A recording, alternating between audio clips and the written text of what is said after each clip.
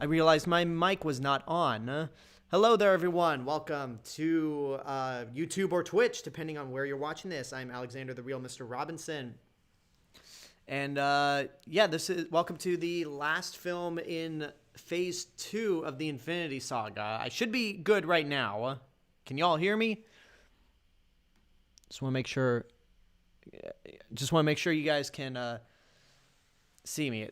You guys might be delayed a bit because I keep getting, unless, check. My audio input capture says that it's good, but people are saying that I'm on mute.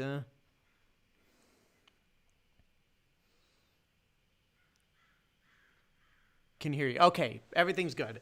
Anyway, yeah, this is Ant-Man, one of the Marvel movies that I don't think is on anyone's top 10 list. If anything, I think this is more bottom tier MCU or middle of the road, because for me personally, if you're bottom tier, that means you're still good, but you're just not the others. And it's a fun movie. I've grown to appreciate it over time, ever since I've just accepted the fact that, Edgar Wright was no longer going to make this. I can just put that aside. Anyway, welcome everyone who's in the chat. I want to give some special shout outs to some new subscribers on YouTube.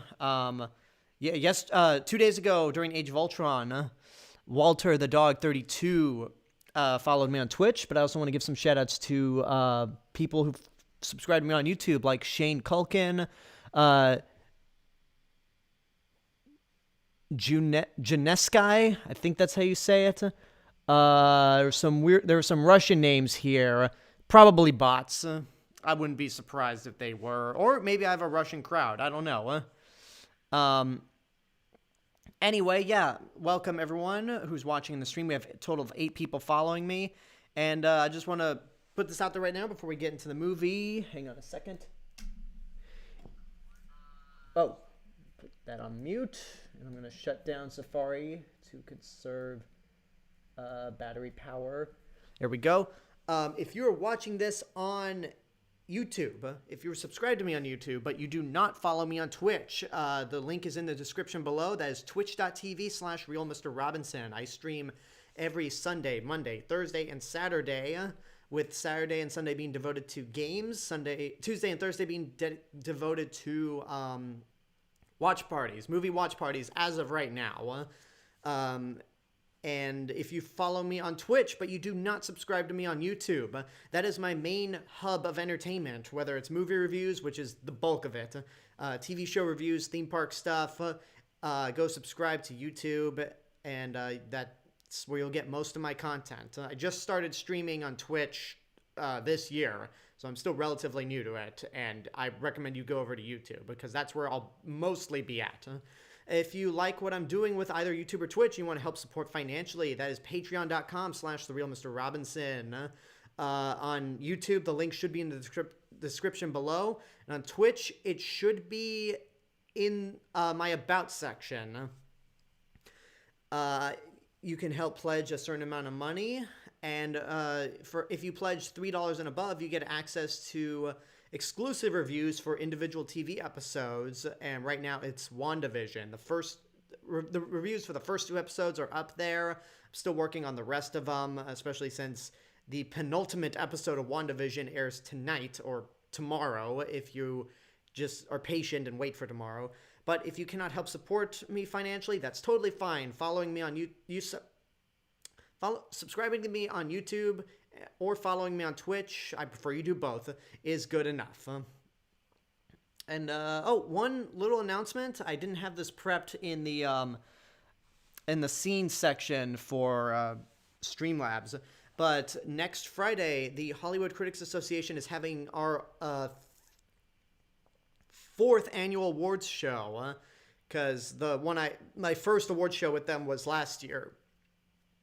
It's going to be streaming on their YouTube and Facebook pages, so just type in Hollywood Critics Association and subscribe to them on YouTube. It should be a lot of fun. I wish we were doing this thing live or in person, but, thanks to coronavirus, we can't. But, yeah, it should be a fun virtual award season. I'm actually looking forward to seeing what movies we give the awards to this year. Anyway, let's jump into a non-award-worthy movie, Ant-Man, which I still think is fun, and I definitely like it, but again, it's not top-tier Marvel. So, just going to make sure everyone's set. We have a total of 5 people watching, but I'm hoping more people join in later on, or at least I hope. And I'm going to check my Switch to see if it's still going on, if it's going smoothly. Okay. On YouTube, it's going smoothly. Let me just check on Twitch.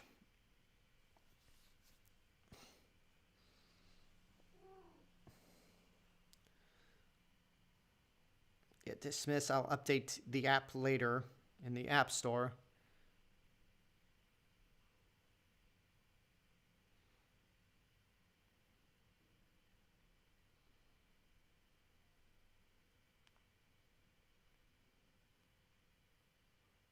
Okay, looks good on Twitch. Looks good on both ends. Hoping more people jump in, but who knows what will happen. Also, one really brief reminder before we get going.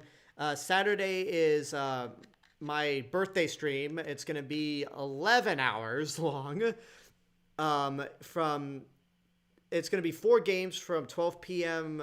to 11 p.m. Pacific Standard Time, but they're going to be it's 4 games, 2-hour session with each of them, and 1-hour break in between all of them. If you go to my schedule on twitch.tv, you'll be able to see the whole thing. So hopefully you guys turn up, and hopefully, let's see if we can try to get to push me up to 50 followers with this birthday stream. I do not plan to be streaming on Sunday because, 11 hours. I think I'm entitled to a break the next day. So no stream on Sunday because you'll be getting an almost 12-hour stream Saturday. Anyway, let's jump into Ant-Man.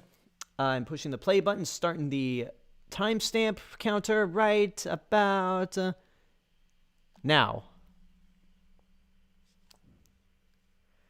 Razorbike on YouTube says, I once did a 12-hour stream watching all 5 Twilight movies. It was hell. Oh, God, why would you subject yourself to that? 1985 at the Triskelion under construction.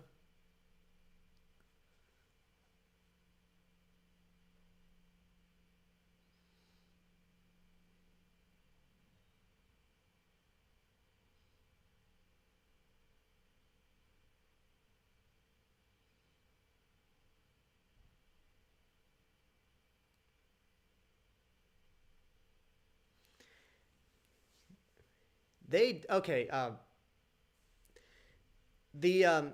MCU has further down the line nailed the de-aging effect, but since this was the first time they actually tried to do it, it doesn't look the best.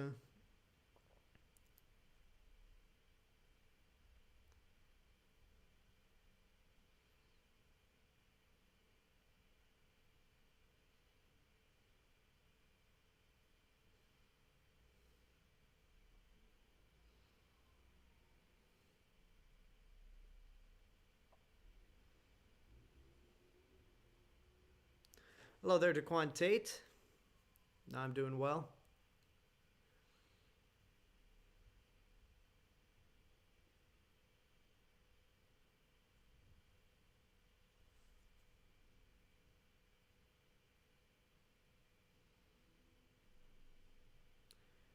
Well, good thing there was no PIM particles being... I forgot what I was going to say.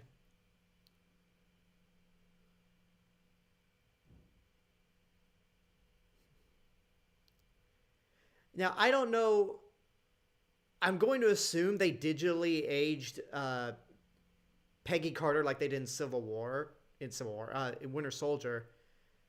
It looks better, probably because she's not as old as she was in Winter Soldier.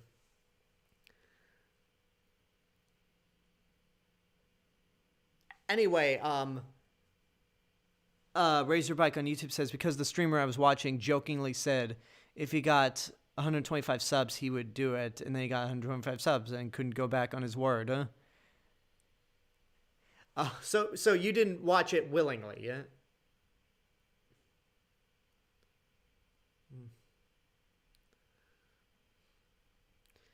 Who would have ever thought that Paul Rudd would eventually become a superhero?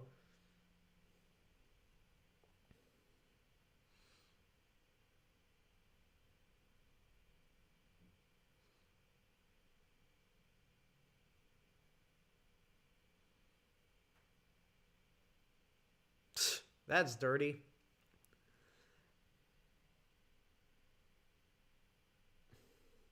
Oh, some of the... Hang on. DeQuante says, I'm doing well, but I feel angry about some of the... But... The comment cut off. Hold on, let me go to YouTube and see for myself what you said. If you said the whole thing.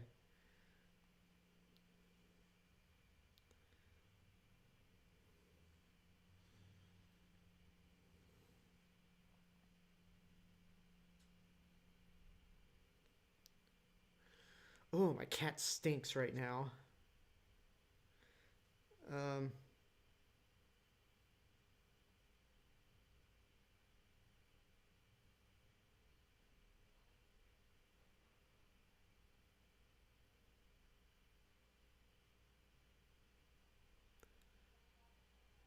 Oh, I guess the comment disappeared.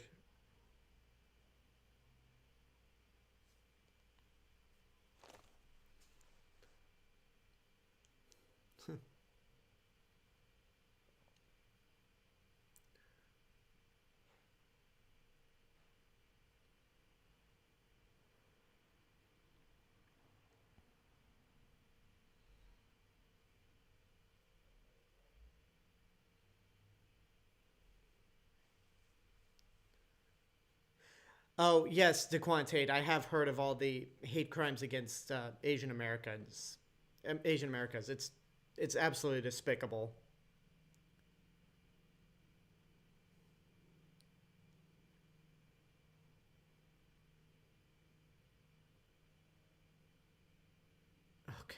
Okay.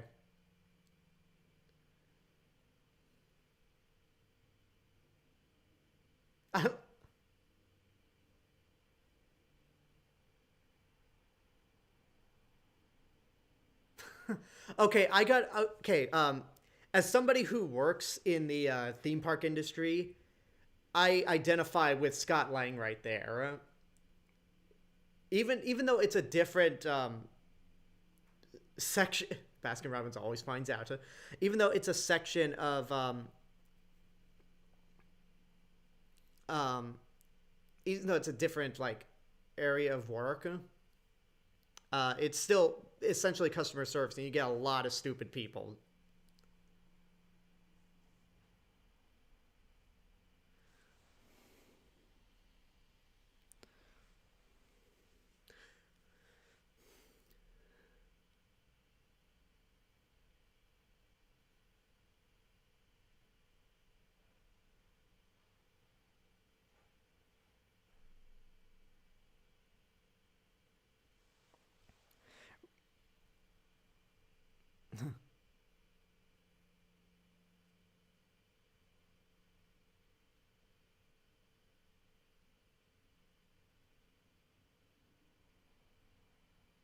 Wow.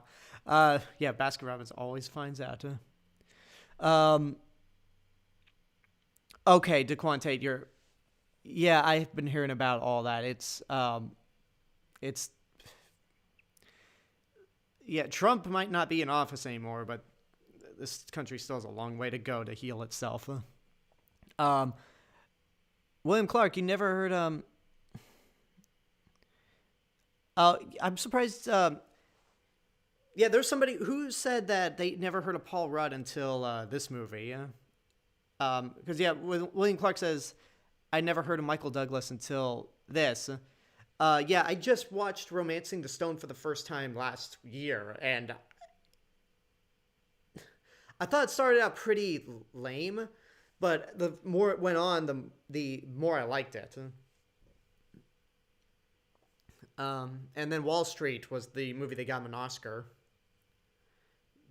But unfortunately, probably set the tone for how Wall Street screwed us over. Um,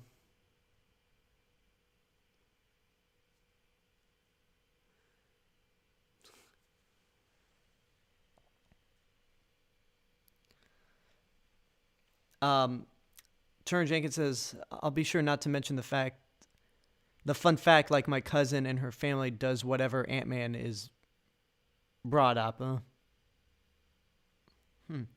Uh, Giving Dry Bones. Oh yeah, Paul. Yeah, Paul Rudd's been in a lot of stuff beforehand. He was in Clueless, which essentially launched his career. He was in Halloween: The Curse of Michael Myers, which he was terrible in. He was in Anchorman. He's got one of my favorite lines in that movie. 75%. I forget exactly what it is, but it's with this cologne that he said, like, a certain percent of time it works every time. And then Ron Burgundy responds with, that doesn't make any sense.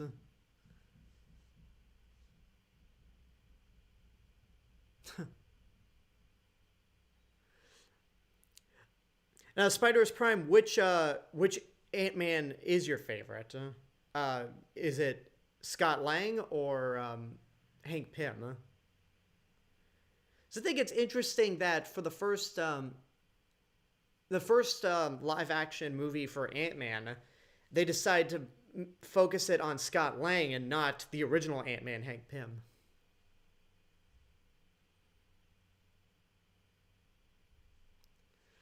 Oh yeah, they really didn't do much with Hope in this movie.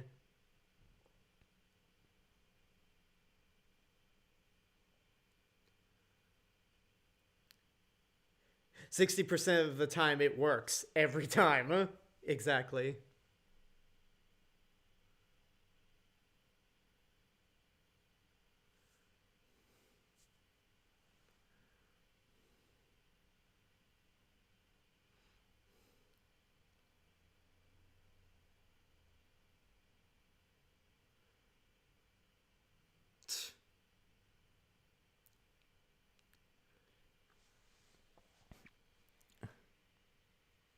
Oh, Michael Peña is a Scientologist? Wow, that sucks. Oh, at the same time I don't find that surprising at all because like I honestly I'd be more heartbroken if he was a QAnon conspiracy theorist. But I'm not getting into that. I'm staying away from the political realm. That's what Twitter's for. And even then, I'm trying to hold back on Twitter.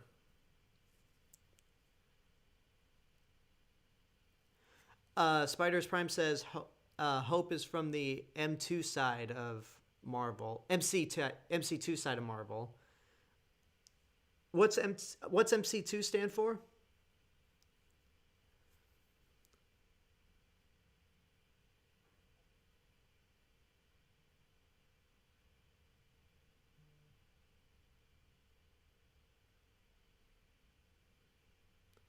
Hank Pym is not amused.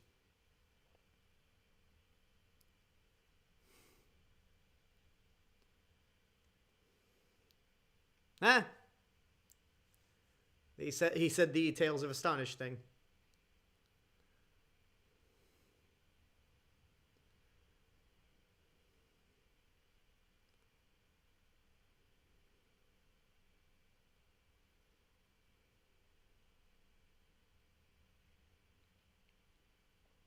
Okay, I gotta say this. I'm so glad that this is the last MCU movie in chronological order where the villain is just so uninteresting. I mean, I guess Ant-Man and the Wasp Also has some uninteresting villains with Walton Goggins. But yeah, from here on out, Marvel, in terms of the chronological order, Marvel really stepped up their villains. Marvel Comics 2, aka the Next Generation Marvel. That's where Spider-Girl Mayday Parker is from. Is Mayday Parker a completely different character, or is she just an alternate universe Peter Parker, but as a girl?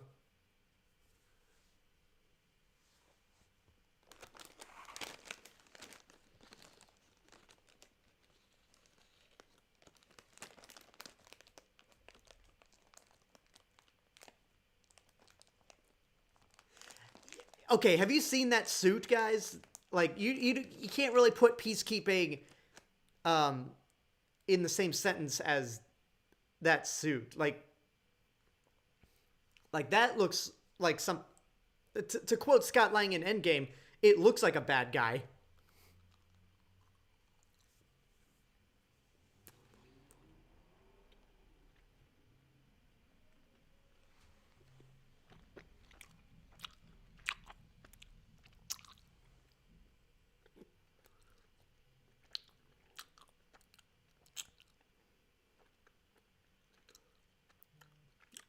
Um Hold up, I'm eating. Oh yeah, William Clark on YouTube just listed all the other movies that Paul Rudd was in, even if they were supporting roles, like 40-Year-Old Virgin, Dinner for Schmucks, I Love You Man, Perks of Being a Wallflower. He was also in Forgetting Sarah Marshall. He's done a lot of Judd Apatow comedies.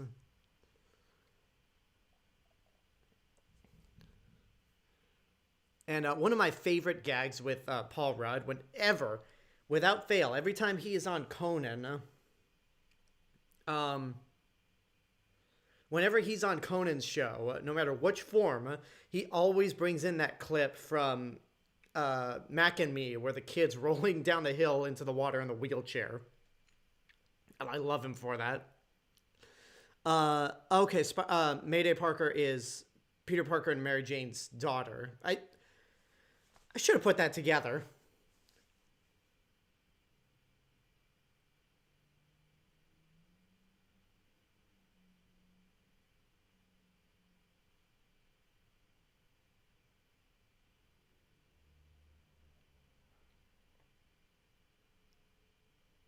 Oh yeah, he was in Knocked Up, and he was also in the sideways sequel to Knocked Up. This is 40 with Leslie Bibb.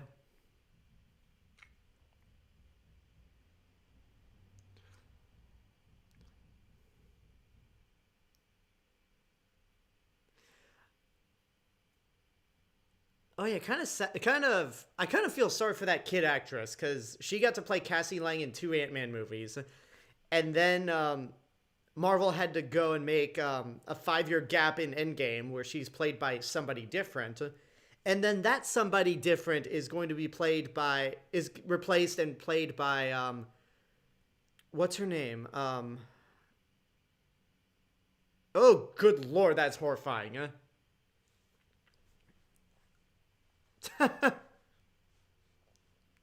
uh, is it Katherine Langford from Freaky and Detective Pikachu?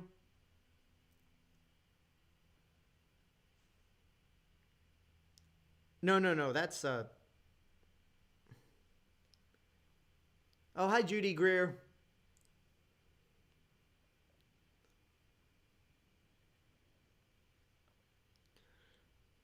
Catherine Newton. Huh? Katherine Langford. That's the host of Oh no, no. That's me butchering the name of Katrina Longworth, who is the host of You Must Remember This.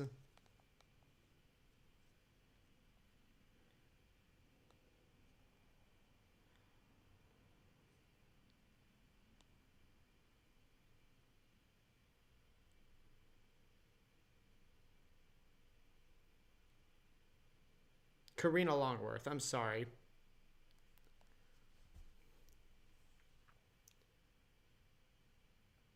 But yeah, Catherine Newton is going to be Cassie Lang in Ant-Man and the Wasp: Quantumania.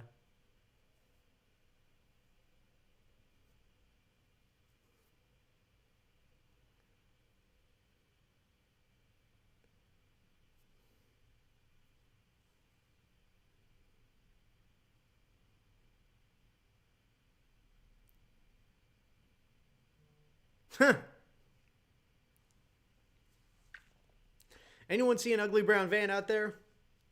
We'll get to that later on.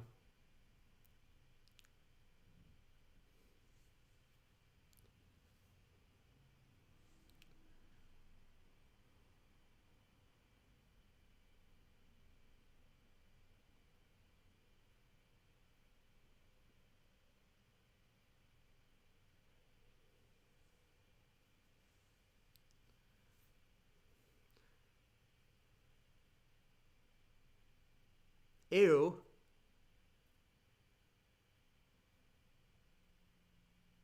Ugh. Like, that's pretty grotesque, I gotta say.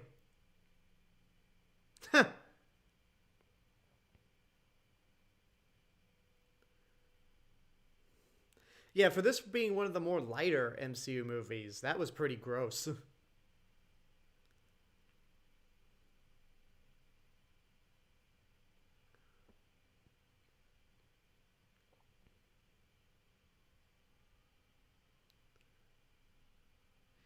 Okay, here's something.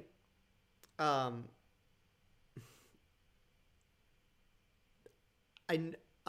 what was I gonna say? I know Darren Cross is not that interesting of a villain, but the way, oh god, why? I'm blanking out on actors' names all of a sudden.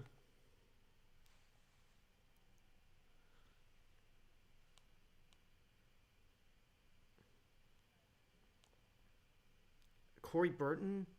No, that's not. Corey Stoll. Jesus, I'm screwing up actors' names left and right now. Uh, just the way Corey Stoll looks right here, he could have made a good Lex Luthor, I think. Like if, yeah, he's got the Lex Luthor look. I think if they reined him in and had some great writing, he could have definitely been menacing, and he would have made a better choice than Jesse Eisenberg.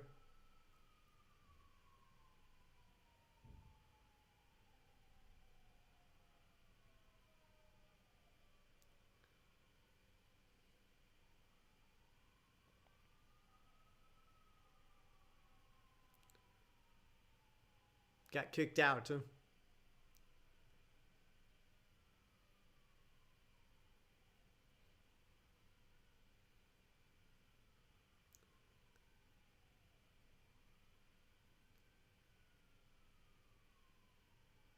Oh, this part.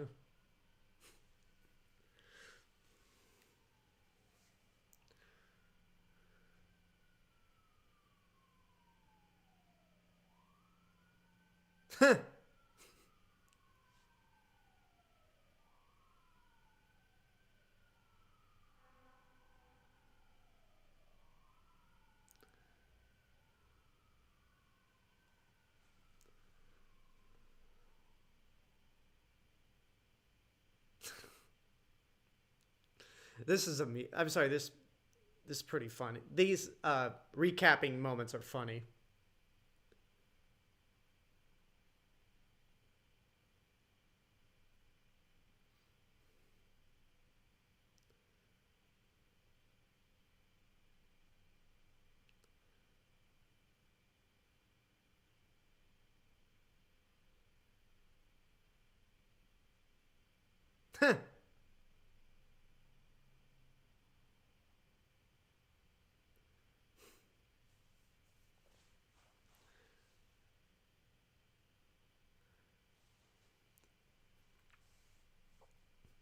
Yeah, it's a funny. Yeah, Razorback. It's a funny sequence. And did they say if Michael Pena would be back in Ant-Man and the Wasp: Quantumania? Because I feel like given that title, um, his character might probably have no reason to be in it. William Clark on YouTube says, after thinking about The Social Network, I know people were looking at his performance as Zuckerberg and saying he could have made a really good Lex Luthor.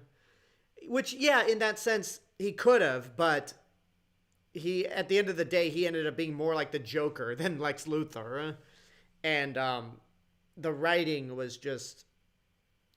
I'm going to be rewatching Batman vs. Superman. Okay, we're doing Captain America Civil War Thursday. No, not Thursday. This coming Tuesday. Even though when I reviewed all the movies in chronological order in prep for Endgame, I put Doctor Strange in between Ant-Man and Civil War, I think just for this watch party, we're going to skip to Civil War and we'll save Doctor Strange after Ant-Man and the Wasp, but before Thor Ragnarok. Anyway, the day we're going to be doing Civil War, before that, I'm just going to be rewatching Batman vs. Superman on my own. Because I'm revisiting Zack Snyder's DC movies before Justice League. And I actually recorded, edited, and exported a review for Watchmen, which I haven't seen since its theatrical run, and that should be up tomorrow morning on YouTube. So again, if you're not subscribed to YouTube, that is youtube.com/The Real Mr. Robinson.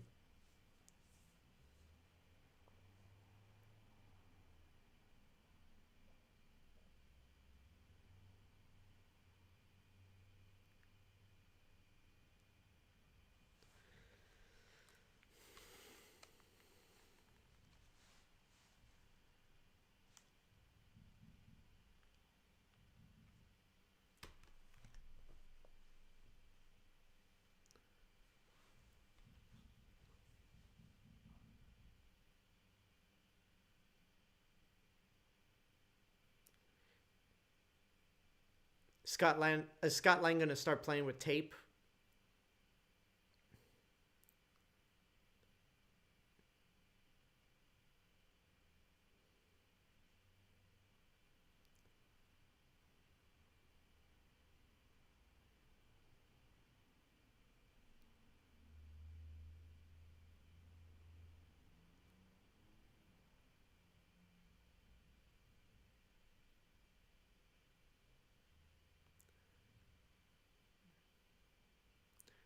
Clever.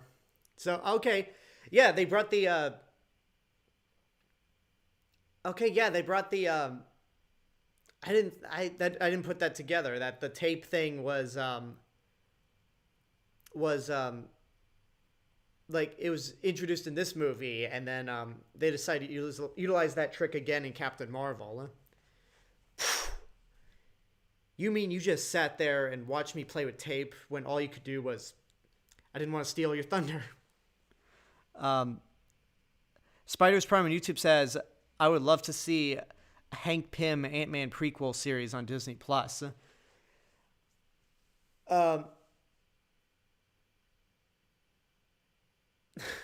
about Titanic. Yeah, I'd like to see that. I mean, with Disney+, Kevin Feige said that it's allowed them to do things that they probably wouldn't have done if they were just stuck with movies. And since they announced a Disney Plus series set in Wakanda, I don't think a Hank Pym prequel series would be out of the question. I mean, I doubt... I mean, they could, since they already de-aged Michael Douglas, like... It might be weird if they recast a younger version of him, of Hank Pym. But, who knows? I would actually like to see that. The adventures of young Hank and Janet.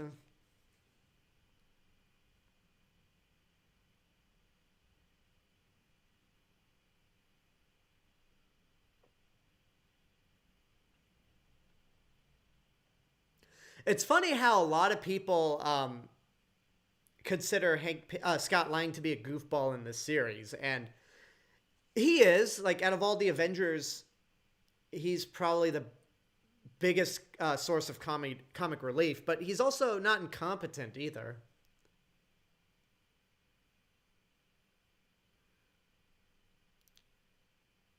Like, he's...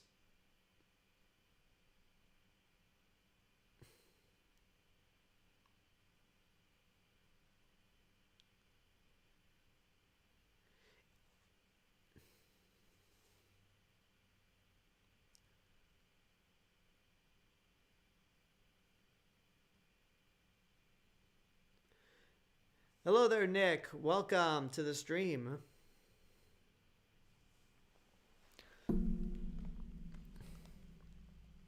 Oh, no.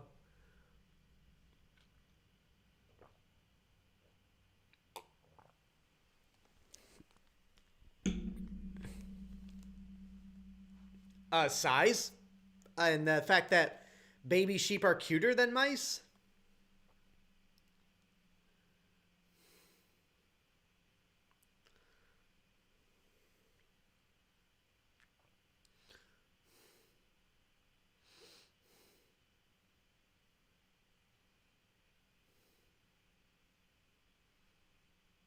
Oh. Like, couldn't they have used... This is going to sound cruel, but couldn't they have used a uglier animal to test it on? That way we don't have to feel bad that they turned it into mush. Nick Sheets on Twitch says, let me tell you something. Ant-Man was the very first live-action movie with Paul Rudd I've ever watched. Yeah, someone else has said that earlier, that this was their first introduction to Paul Rudd. And one of my old friends back in high school said something along the lines of, I can't exactly remember what she said, and it might have been a backhanded compliment towards Paul Rudd, but he can be funny. I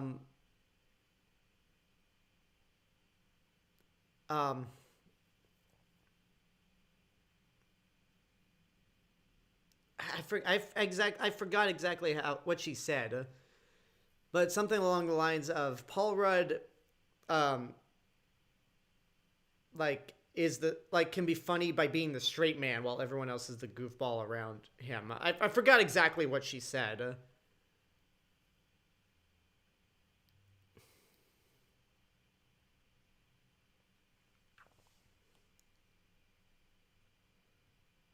He was in Monsters vs. Aliens? I didn't know that.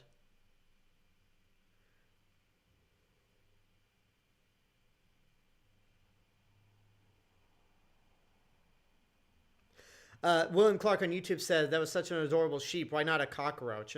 Well, I get they needed a bigger animal to do it, but why couldn't you have done something like a python? Like something that's just so off-putting, you're like, yeah, I don't mind if that animal gets turned to mush. Okay, so Paul Rudd was in Monsters vs. Aliens. I never actually saw that movie myself.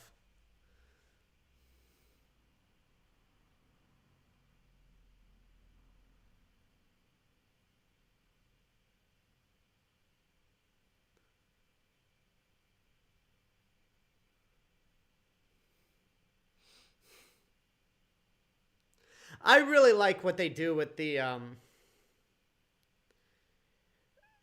like how they handle all the shrinking in this movie. Like, really, it's like, it's pretty much like they made Honey, I Shrunk the Kids, but as a superhero movie, which Marvel seems to be like the best at doing. Yeah, it's a comic book movie, but it's also this genre as well.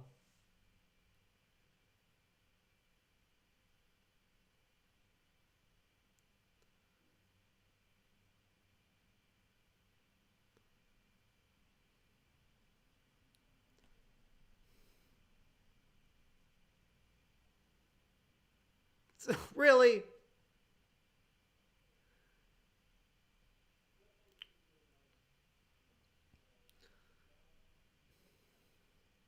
Oh, those hideous looking shoes.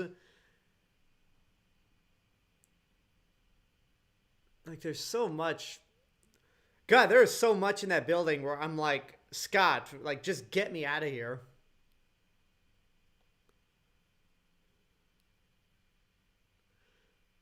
Huh.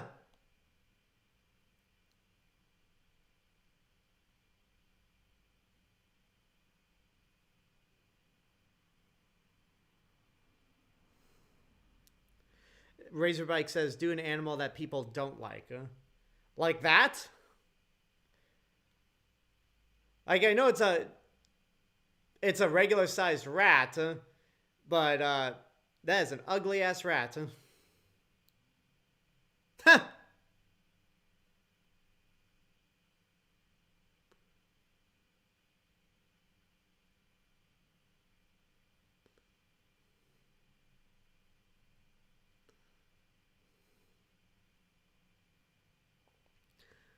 uh, DeQuante on YouTube asks, do, do you know about the Marvel character called Devil Dinosaur? I do. I do know about that character. Uh, you dumbass. um, yeah, is that the Runaways or what group is that connected to? Is that character connected to?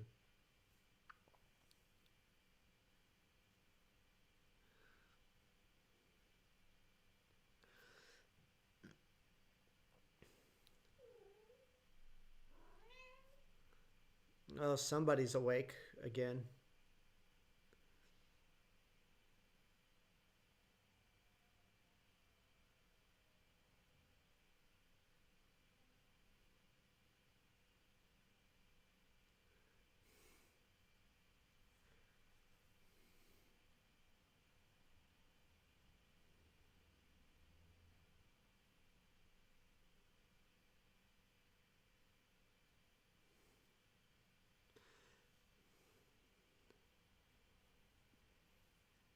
Yeah, I don't know if I have a strong desire to watch Monsters vs. Aliens. It doesn't look like a bad movie, but it just doesn't look like one of DreamWorks' most appealing films.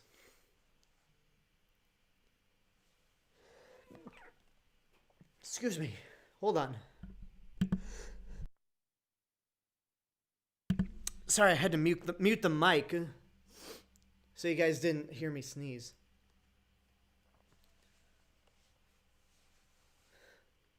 Huh.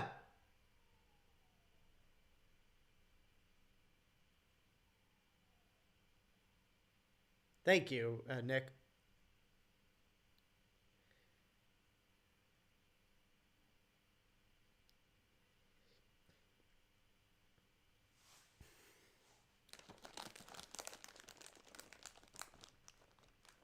Amazing that the San Francisco Police Department never noticed a ant infestation.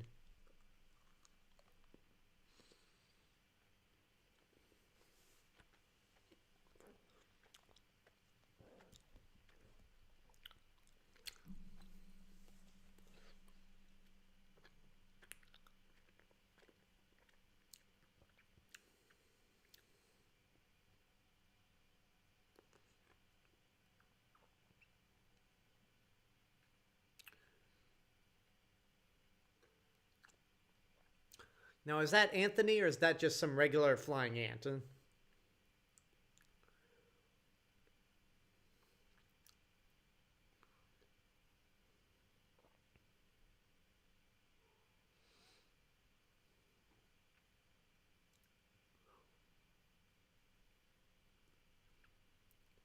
Hurry up, Scott.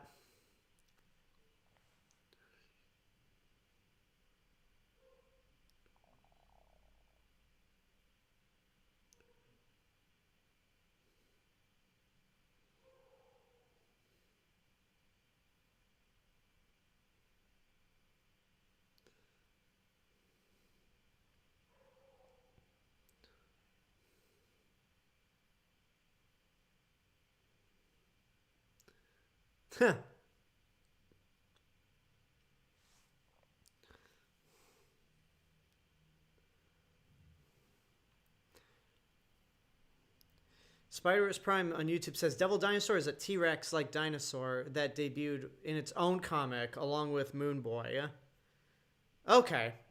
Yeah, I knew about Devil Dinosaur and Moon Boy through Lego Marvel Avengers, which ironic that a video game based on the MCU features two characters not in the MCU.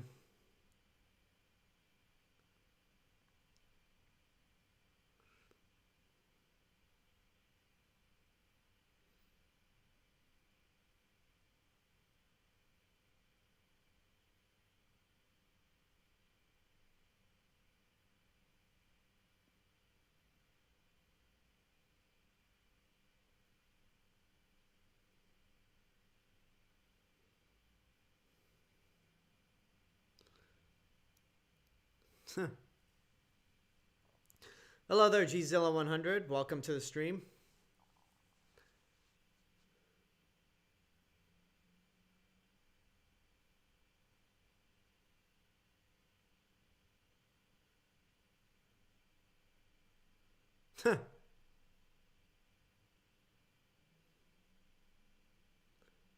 Oh, there's a newspaper there saying who's to blame for Sokovia.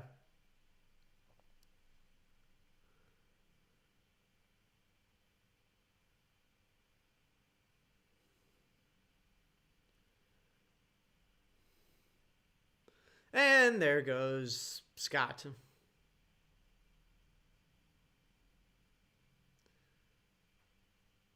Yeah, that newspaper, nice little, like, it's very brief, but it's foreshadowing for the next movie.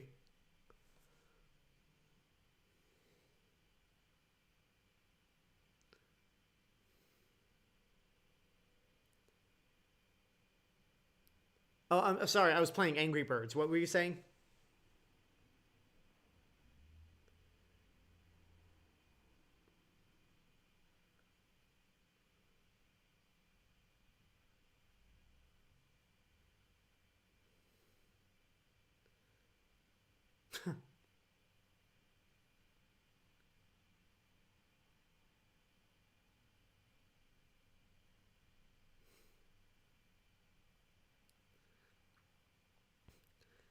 But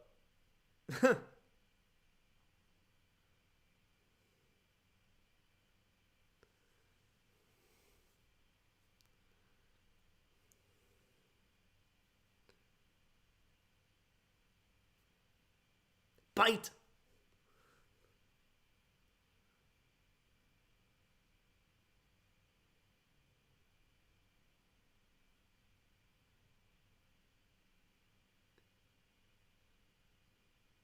Squish.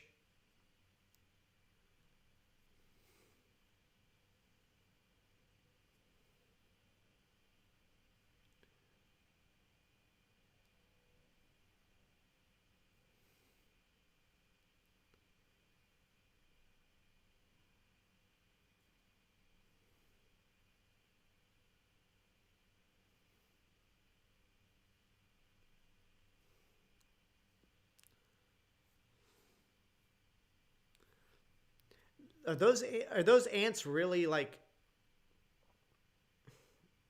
I remember getting like fire ants are a pain in the ass when you get bit by them, but bullet ants, I've never. Are they worse than fire ants? I.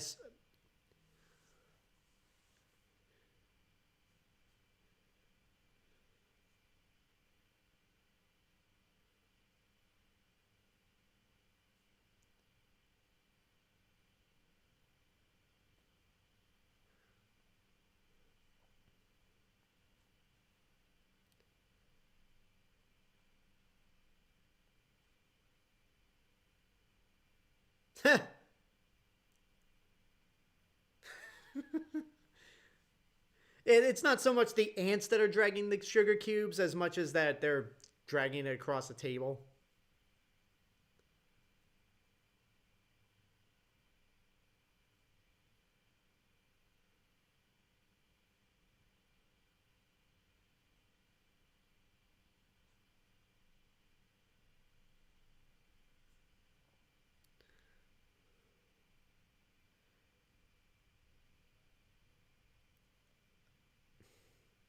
Oh, bullet ants can make people vomit? Ooh, okay, never mind.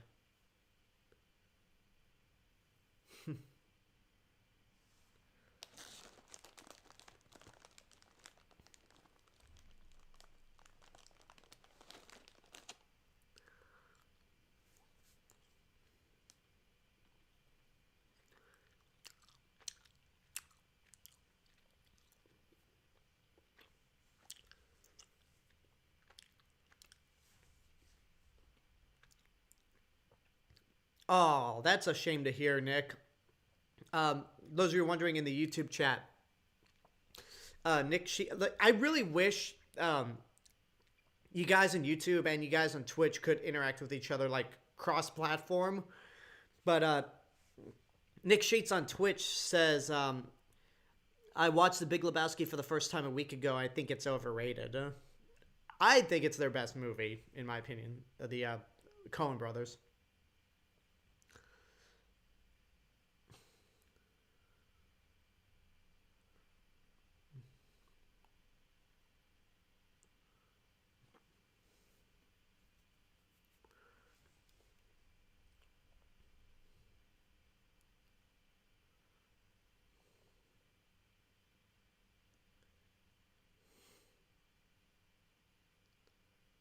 Wow.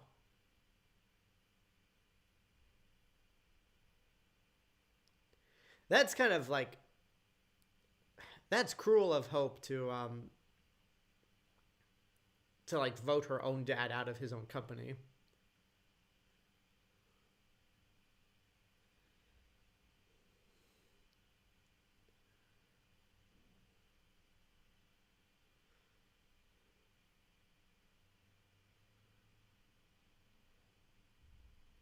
Oh, okay. Turner Jenkins says they filmed the scene where Ant-Man is fighting Yellow Jacket at the pool. That was shot in my cousin's friend's house in Atlanta. That's cool.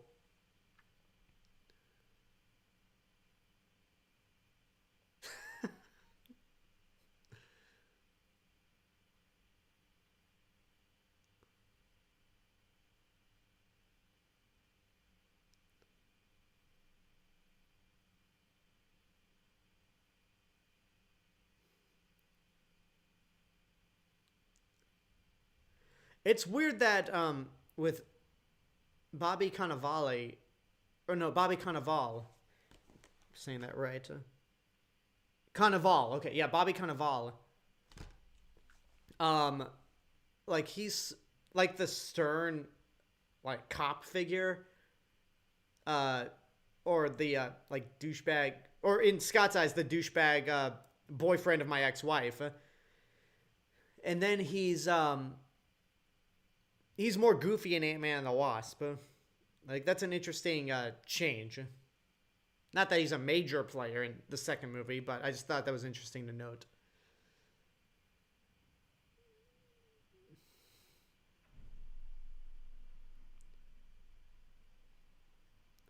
Well, it'll be easier to eat lamb now.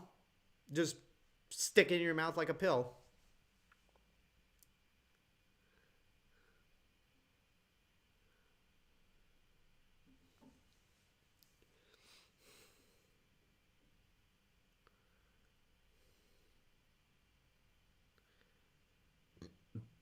Sorry.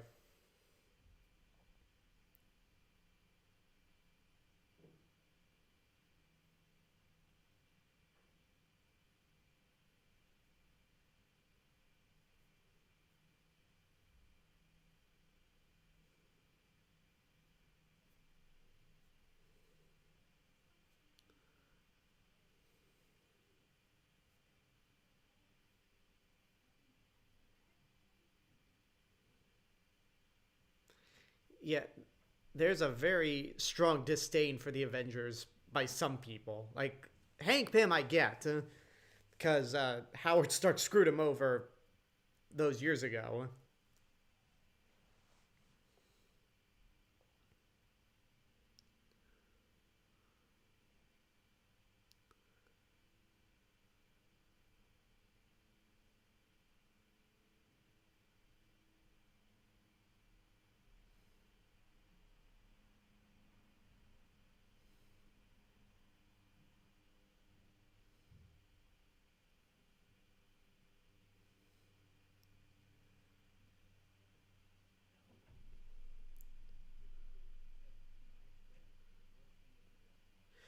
William Clark on YouTube says Scott said the line most people were saying in Phase 2, call the Avengers.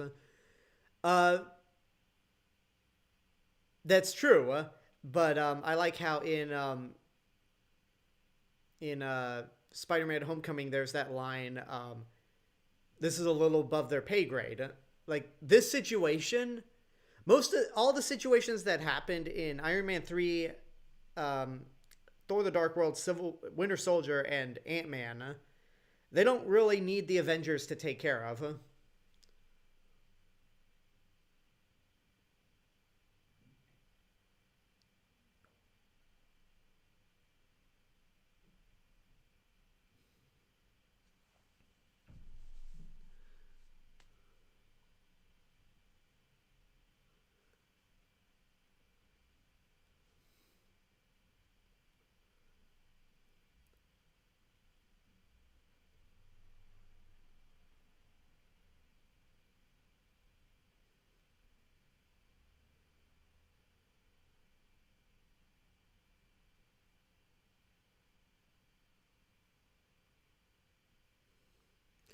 You know, this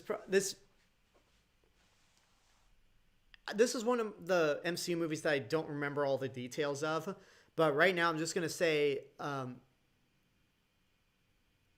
there's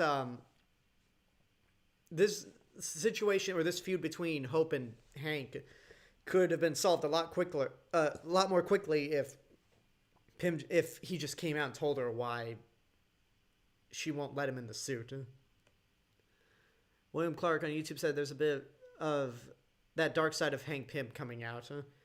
I mean, the dark side of Hank Pym would be if would him being a wife. If I'm correct, isn't Hank Pym in the comics a wife beater at times? So that might be a reason why they probably didn't want Hank Pym to be the main focus of Ant-Man in the MCU.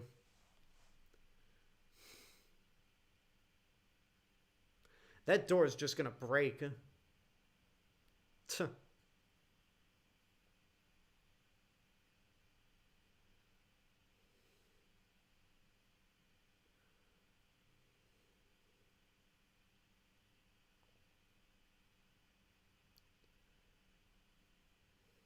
I love the heist, the heist like score for this movie.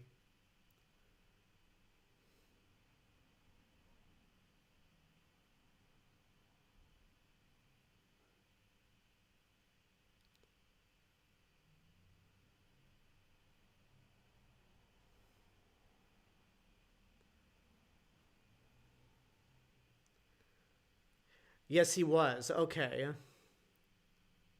Mainly the Ultimate Universe.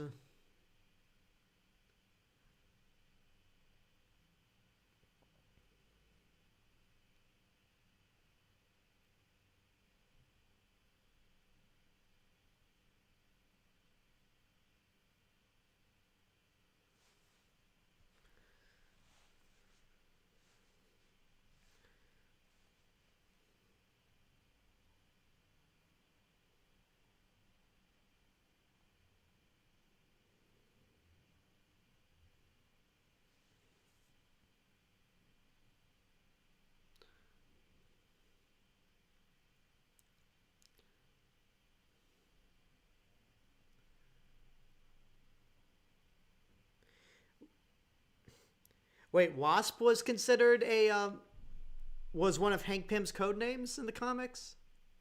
Huh. This is a straight up Honey I Shrunk the Kids moment.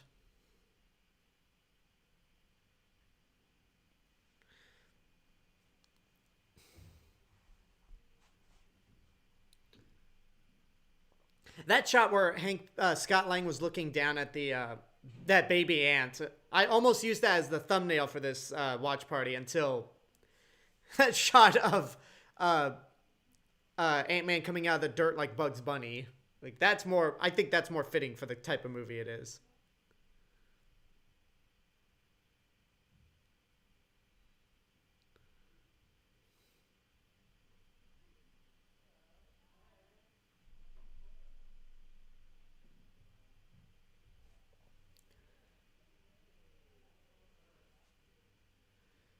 Ugh, those pincers are huge.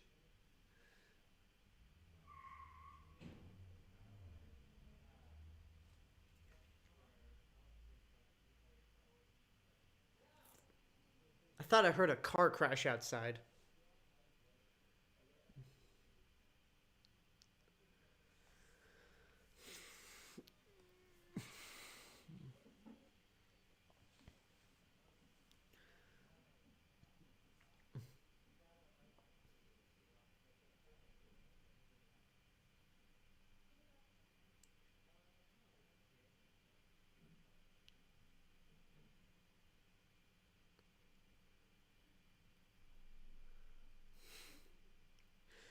I gotta say, like we're so accustomed to the men and how the Marvel workout routine, like right here, has really made them just ripped.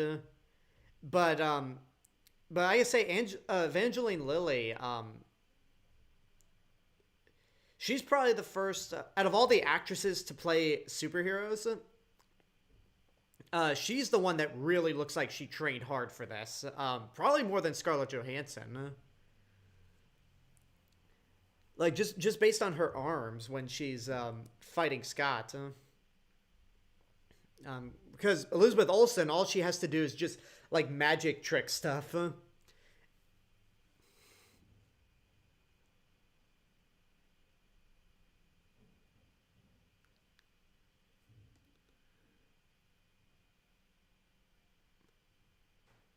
No, I thought I heard like a bam outside my window, but whatever.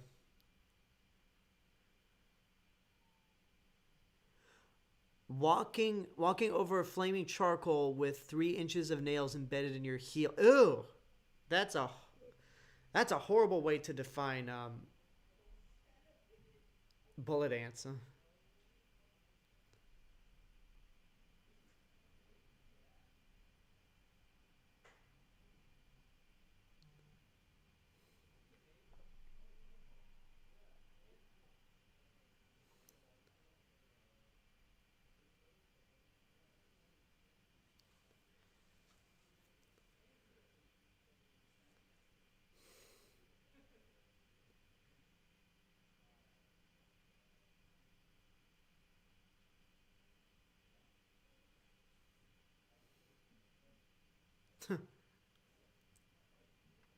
It's. I am happy that Evangeline Lilly's in this series because she's really charming as Hope Van Dyne. And also, I think after the Hobbit movies, she probably needed something a little.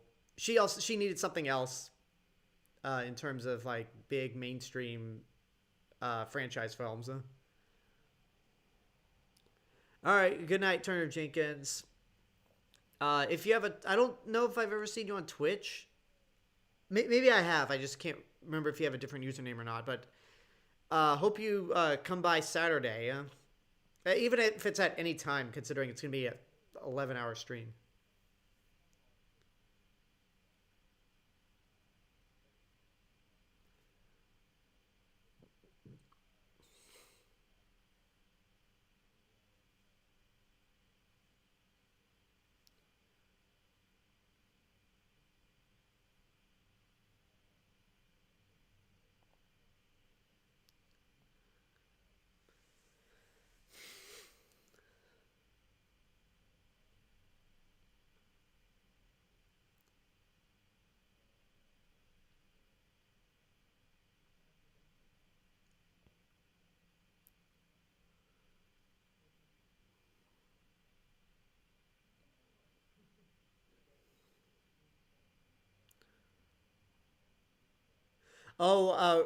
Okay. On Twitch, are you guys talking about the Bill Murray story on why he did Garfield?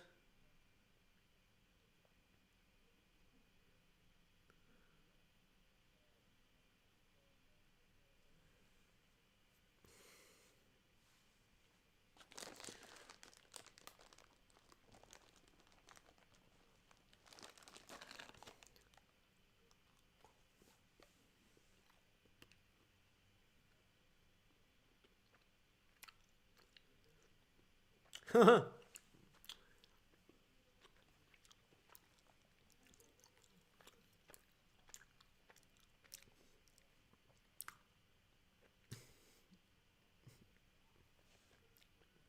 I think we're coming up to the big dramatic moment. Oh yeah, we are. So, for those of you in the YouTube crowd, we'll get through this scene and then I'll tell you guys the story of how Bill Murray ended up doing Garfield. Because, yeah, everyone, the people who are on Twitch right now are talking about that story.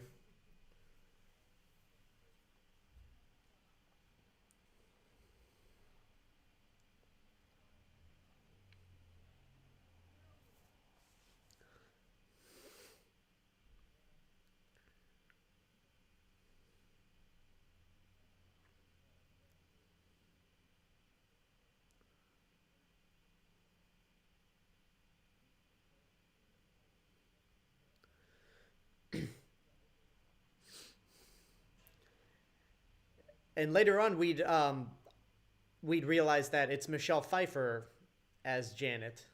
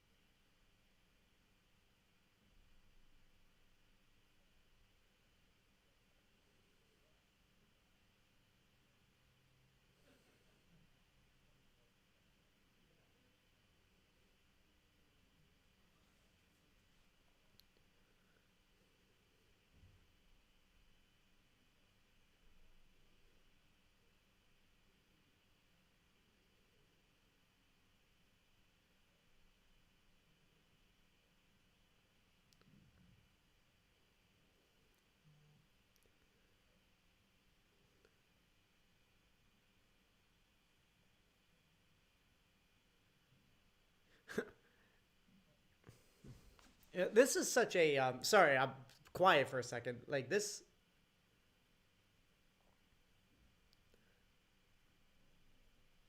like I do like how small stakes these Ant-Man movies are, and how in a way personal they can kind of be for the characters in them.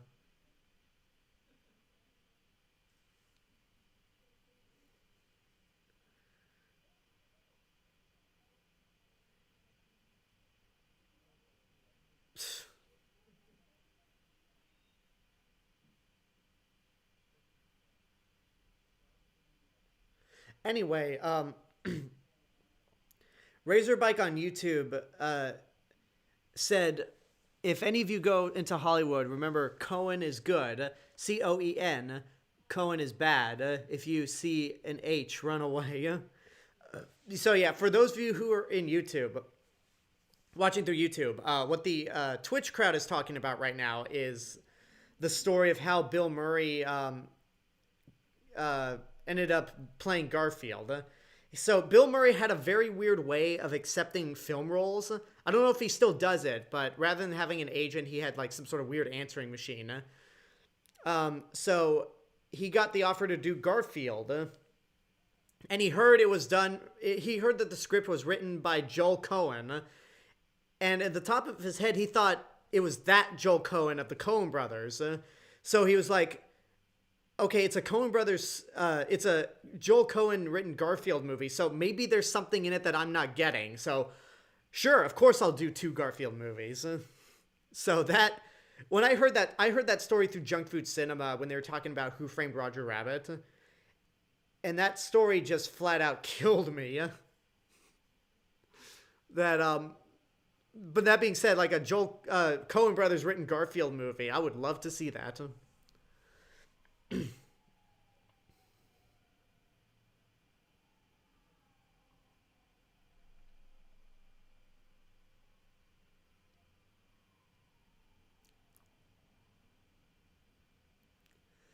Oh, on the left side of the screen, if you look really closely, that little circle on the and the grass on again the left side, you'd have to rewind it, but that's the little marking that Thor left behind when he used the Bifrost to get back to Asgard, and Tony Stark said, "That man has no regard for lawn maintenance."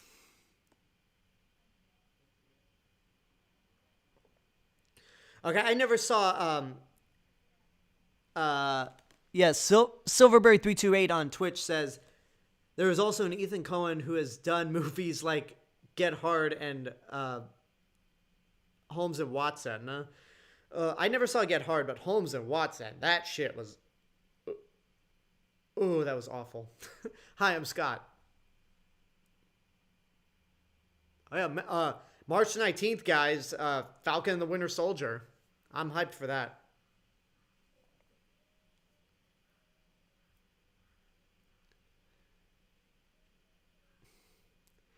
I say by comparison, hey, Paul Rudd looks really ridiculous in that Ant-Man suit, and he doesn't look too bad. But when he's standing next to Anthony Mackie, who just looks so cool, like there's no competition.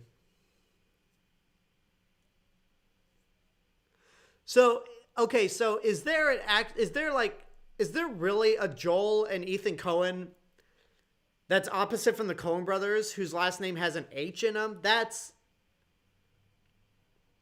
some evil twin nonsense right there.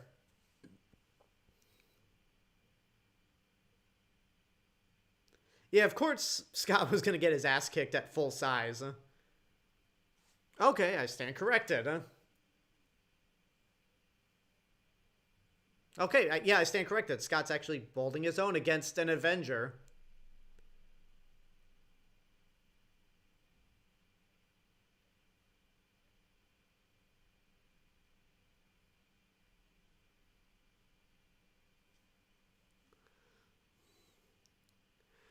DeQuantate on YouTube asks, will you review The Mask and Son of the Mask? The Mask I'd really like to review because I love 90s Jim Carrey. Son of the Mask, that might have to be a Patreon goal. Because I've heard Son of the Mask is one of the worst movies of the last 20 years. So, it's gonna be a big there's gonna be some really high demand for me to watch that movie and review it. But yeah, the first Mask I would really like to review one time. Nick Sheets on Twitch says, Alex, please, please, please, please do not watch Son of the Mask. Oh, I don't plan to. Oh, he accomplished his goal. The right man for the job. Anyway, as I was saying, like if I were to ever watch and review Son of the Mask again, it would probably have to be as a Patreon goal. Because if you go to my Patreon page, one of my goals is if I reach $200 a month,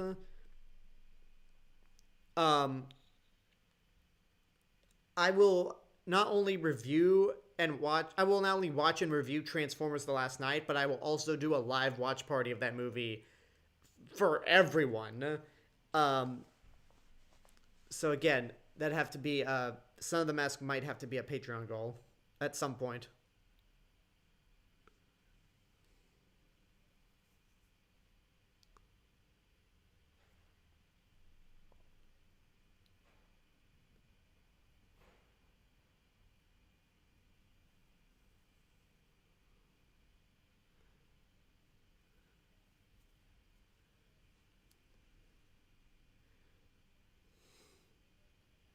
All right, well, Walter the Dog 32. You have a good night, and yeah, I hope to see you at Saturday's stream.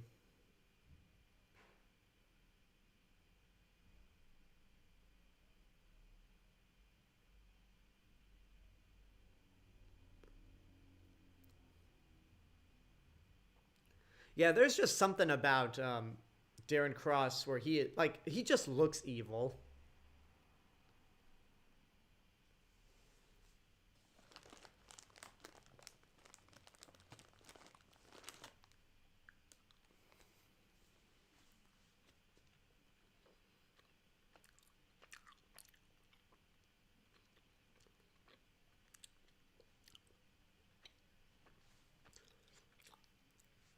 Yeah, Nick, I remember Nick Sheets on Twitch says Son of the Mask was originally going to be a direct sequel to the first one with Jim Carrey, but he decided he couldn't because he had to work on the second Ace Ventura movie. And then I think Jim Carrey doesn't normally like to do sequels at all. That's why there wasn't a Bruce Almighty 2 with Jim Carrey. That's why up until I think 2014, the second Dumb and Dumber movie was a prequel without him. But yeah, I remember that there was supposed to be a Mask 2, and Nintendo Power even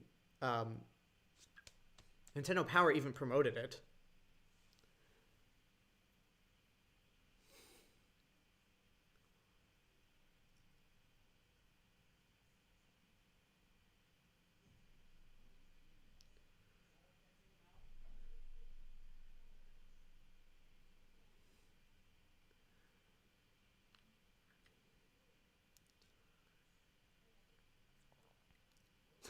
Dumb and Dumber 2 just walked up to me and is asking you if it's a joke to you. Are you talking about the actual Dumb and Dumber 2, or are you talking about Dumb and Dumberer?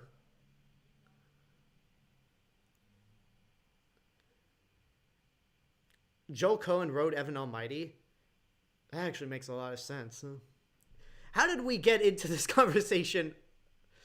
How did we get in this conversation of shitty comedies when talking about a movie that's probably better than most comedies out there?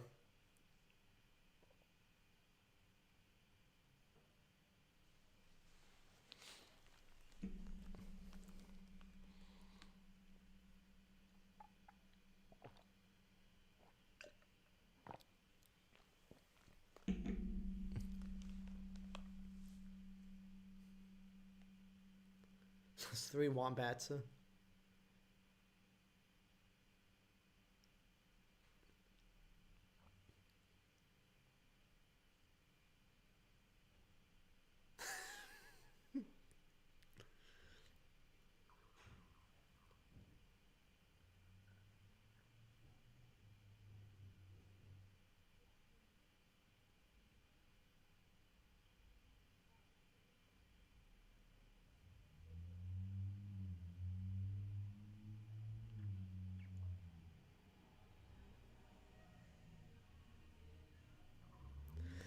Again, like, I like how this is pretty much a heist movie with, but as a superhero movie.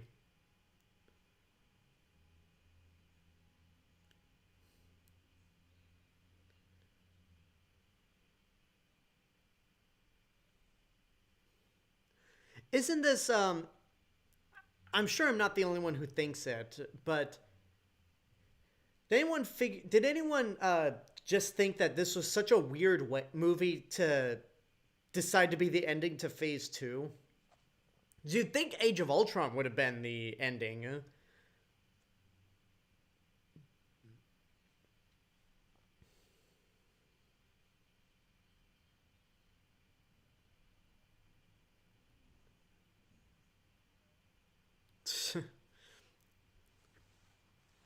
What is a wombat? I know what a wombrat is. Um,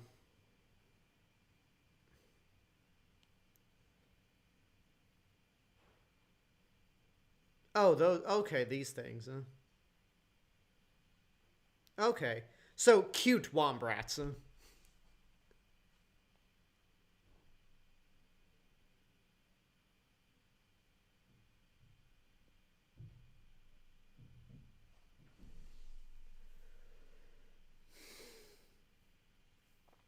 How far are we into this movie?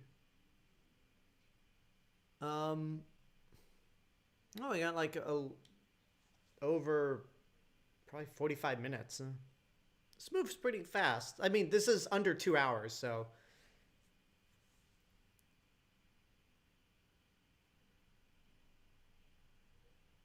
Okay, they're playing. There's sad. There's like really sad renditions of the Ant-Man theme playing throughout, and because I'm not as familiar with this movie as some of the others, I thought that when the Ant-Man theme was played in Avengers Endgame, when we first see Scott burst out of the quantum realm, I thought that was Alan Silvestri just doing a sad rendition of it, but I guess they just pulled it from this score.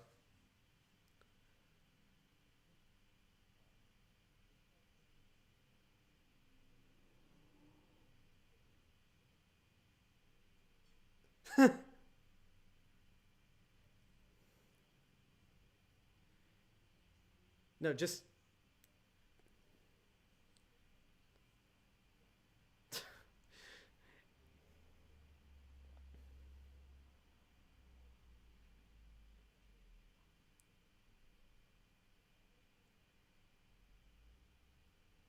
yeah. Maybe they should have gotten a different van, but whatever.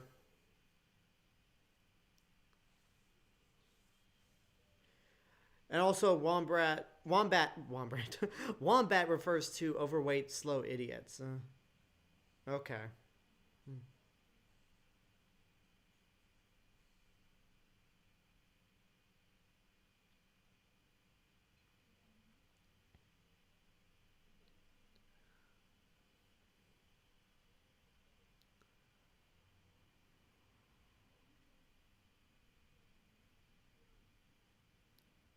Okay, I wonder if that was something.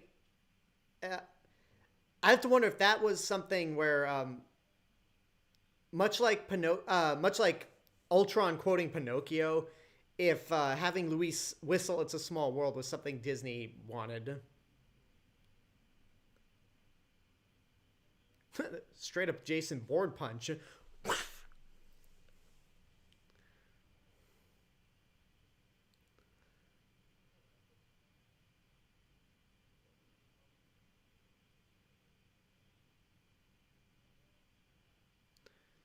Surfing ants.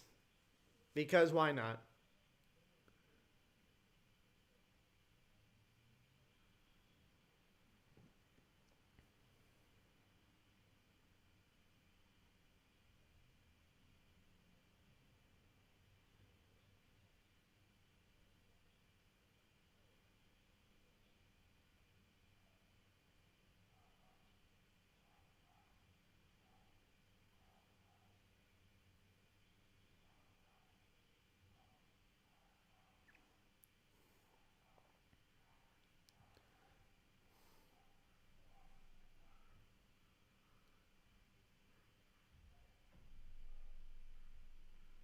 This is a very creative heist. Considering that they're pretty much just using ants as part of their heist, it's very, very inventive.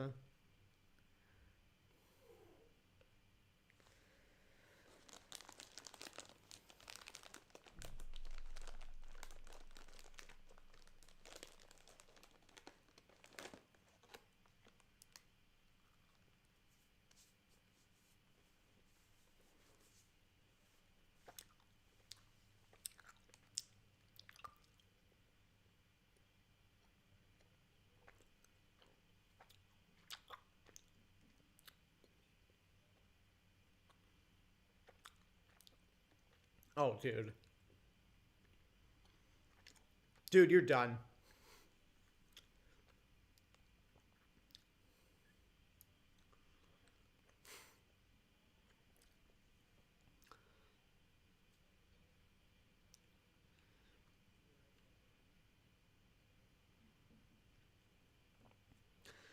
Whoever you mentioned was whistling "It's a Small World" being something Disney wanted makes me wonder if the song "No Strings on Me" being referenced during the birth of Ultron was something Disney wanted also. Uh, yeah, I did say that. Oh, hello there, Mr. Goji54. I don't think I've ever seen you in the chat before. Have you seen the Mechagodzilla full body accidental leak yet? No, and I do not want to.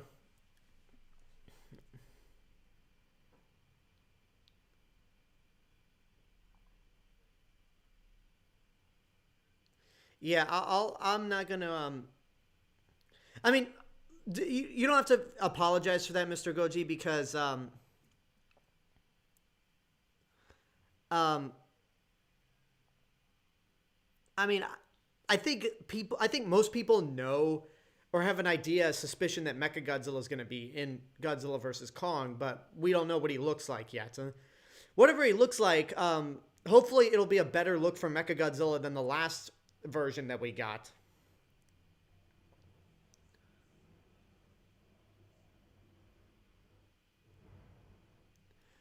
Nick Sheets says, or how about in Spider-Man: Homecoming when Ned invites Peter to help him build a Lego Death Star? That part, considering that Kevin Feige has said many times that he is a Star Wars fan and that he's going to be producing a Star Wars movie at some point, I feel like that may have been more his decision to make than Disney's.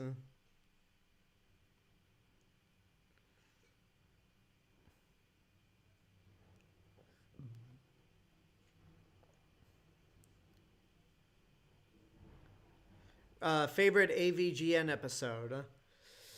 Oh, there's a lot to pick from.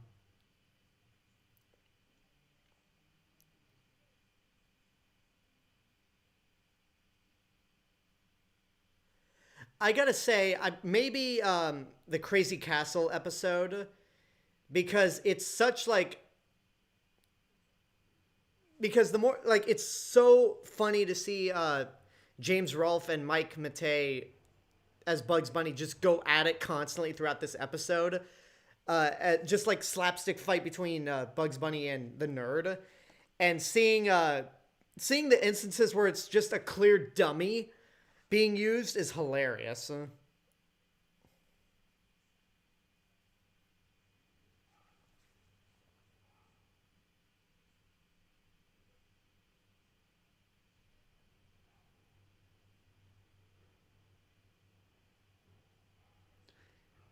Oh, shit.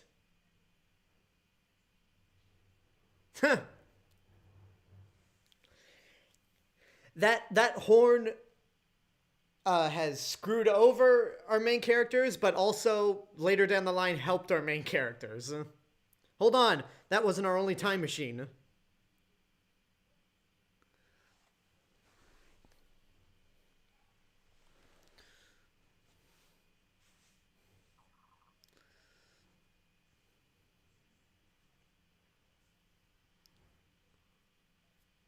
Oh, Big Rigs, that's another good one. Okay, Big Rigs. In terms of like the actual game reviews, um,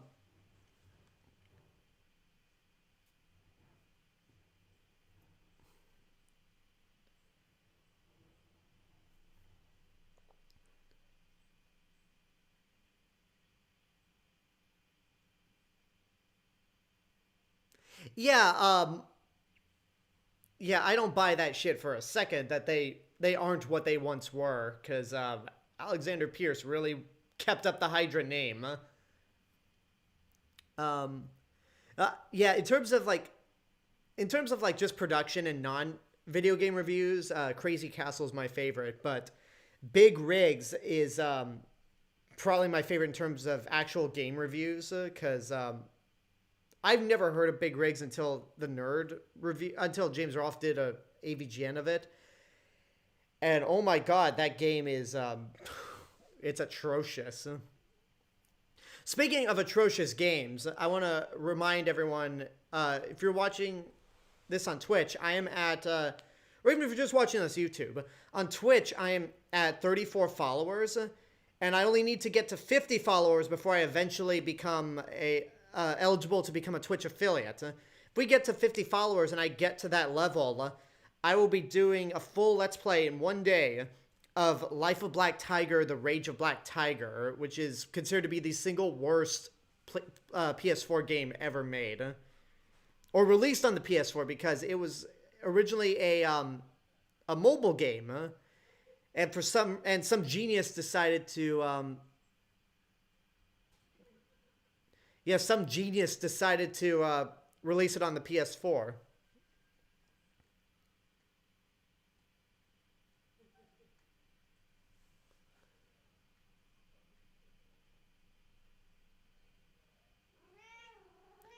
Oh, hello there.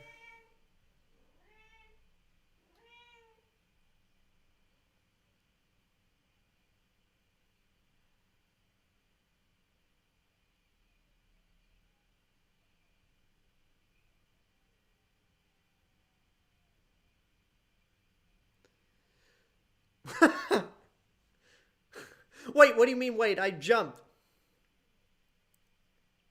I like it, it reminds me of,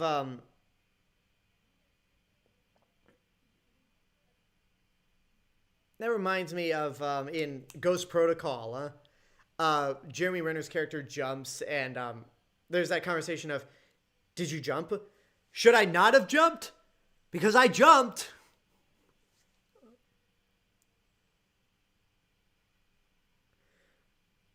I'm pretty sure that Sony was being blackmailed with that game, says Silverberry328 from Twitch. Well, since they released the trailer on their official YouTube channel, I wouldn't be surprised if there was something happening with Sony that made them release Black Tiger.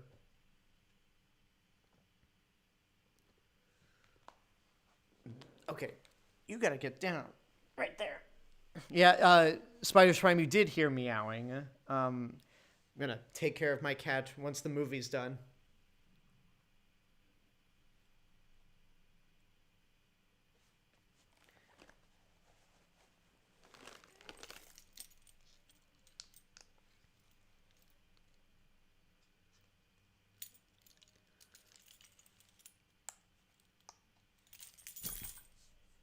Oh, damn it. I was pouring some hand sanitizer, and it's so slippery that it fell in my pants. Whatever. Who cares?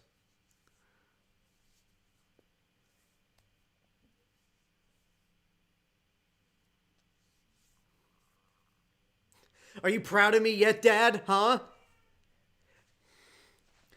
Like, Darren Cross has some serious daddy issues.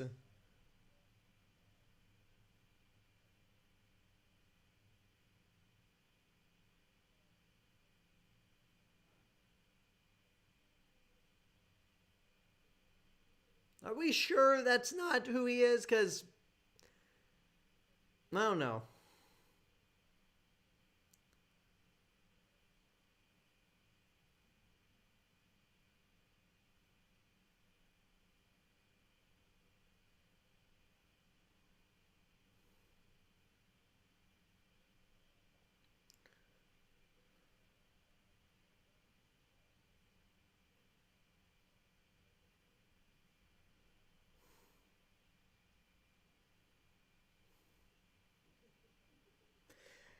Spider's Prime says, or in this case, mentor issues. Yeah, mentor issues, but the way Darren Cross talks, it really like it really sounds like he's close to saying "fuck you, Dad." Okay, that did not look like a shot in the shoulder. That looked like a shot right in the chest.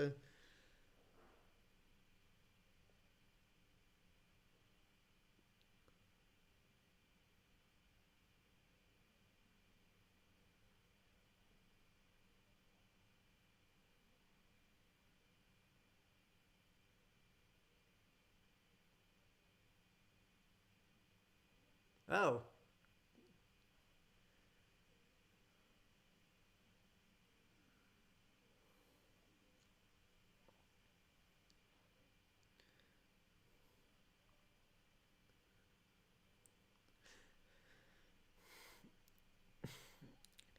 Daquan Tate says, I like the Pokemon theme song, but I'm not a fan of the series. Are you talking about the anime or the games?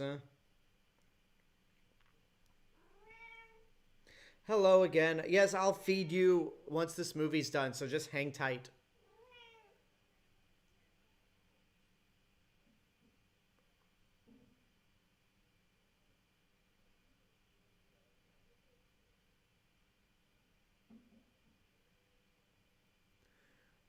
Oh, yeah, they're going to recreate the test footage that.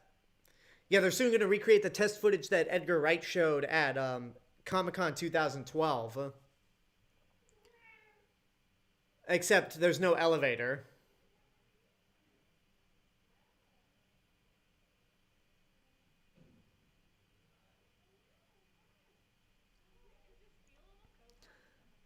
Yeah, I bet. I wonder if Edgar Wright was kind of salty that they stole that his test footage idea and used it in the movie that he didn't end up making. Which, by the way, since Edgar Wright recently, um, there was a news story which it's hardly a news story, but Edgar Wright apparently reconnected with Kevin Feige or talked to him for the first time since he left Ant Man.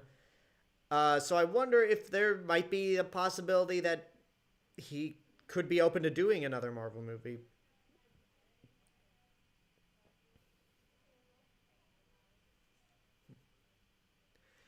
The anime, okay, to Tate, yeah, the anime, like you really, it's really nothing worth getting into. Like the anime, it's more of a guilty pleasure than anything. At least in my eyes, the I like everything from the original series to the Johto series, but after and some of Hoenn, but after that, it's just kind of eh.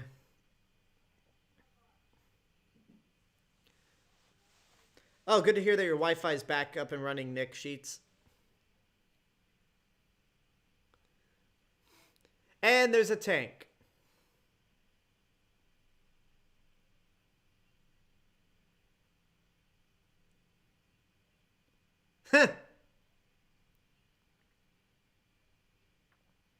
Oh, I would imagine that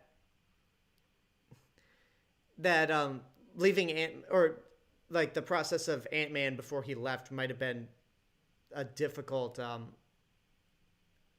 in his career.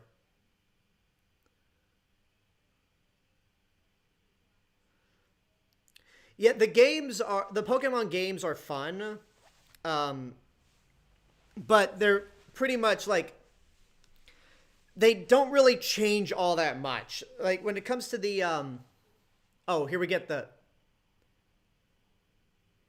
and somehow that was that death actually was more sad than Pietro in Age of Ultron. Huh?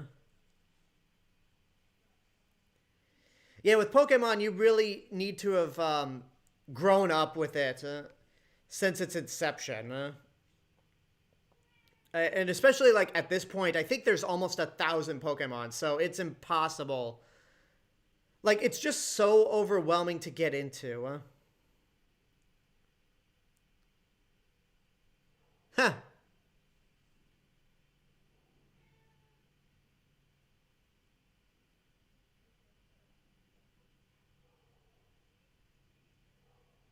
Yeah, the dude's dead. Oh no, he's still alive. Huh?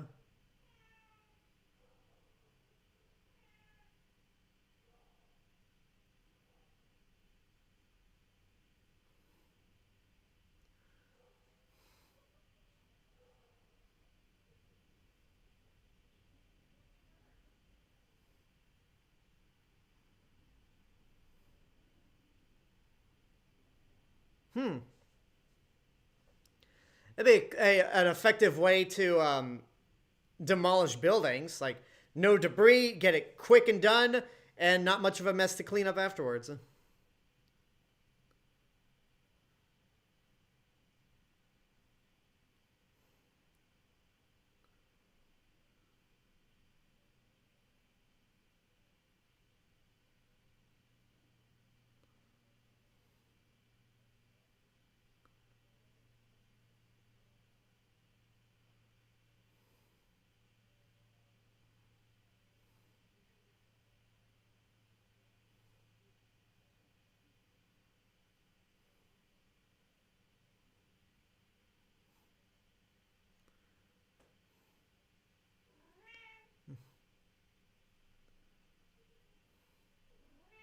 Huh.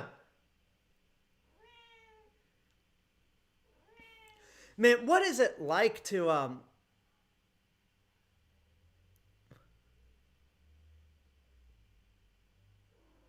man, what I would love to know what the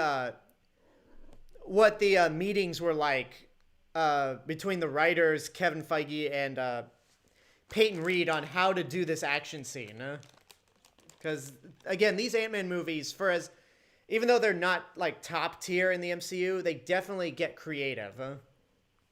Come here, you.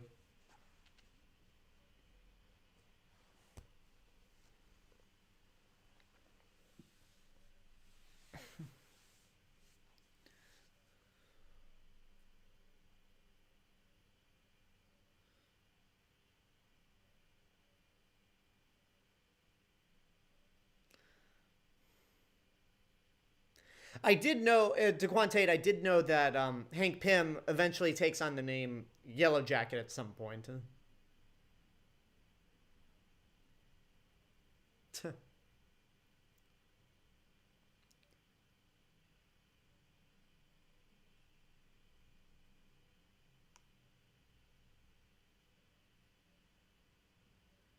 Yeah, you thought that was going to work out?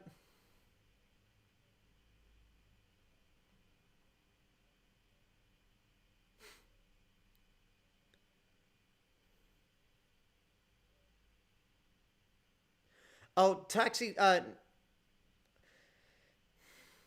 Nick Sheets on Twitch just recommended Taxi Driver. Yeah, that's definitely one of those classic movies that I need to get around to watching.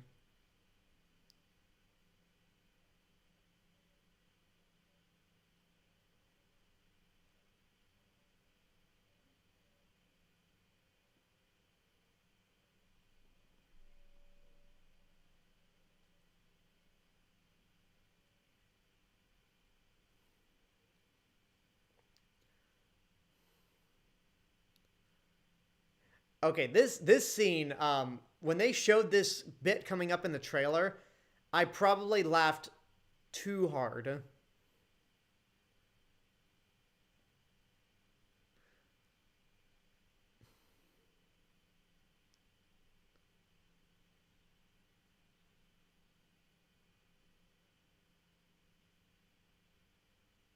Ooh, okay, that's rough, but whatever, he's getting in.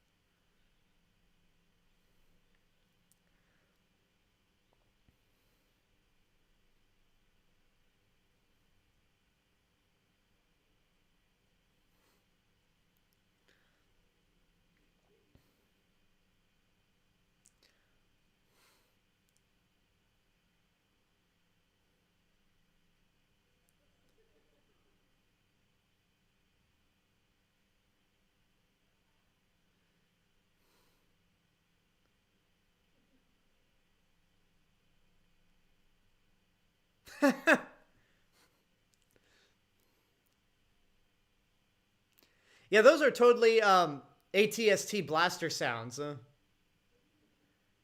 coming out of the yellow jacket suit.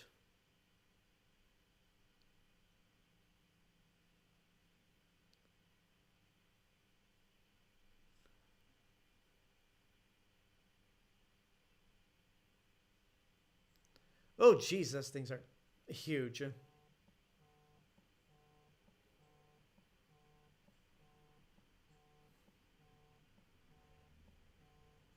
Ew, there's ant blood.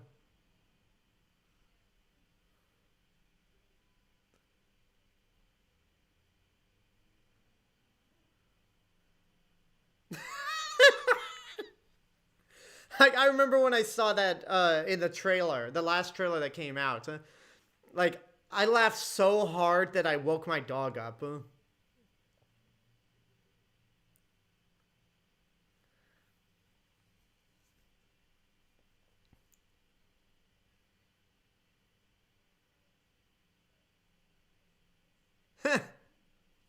Cowards.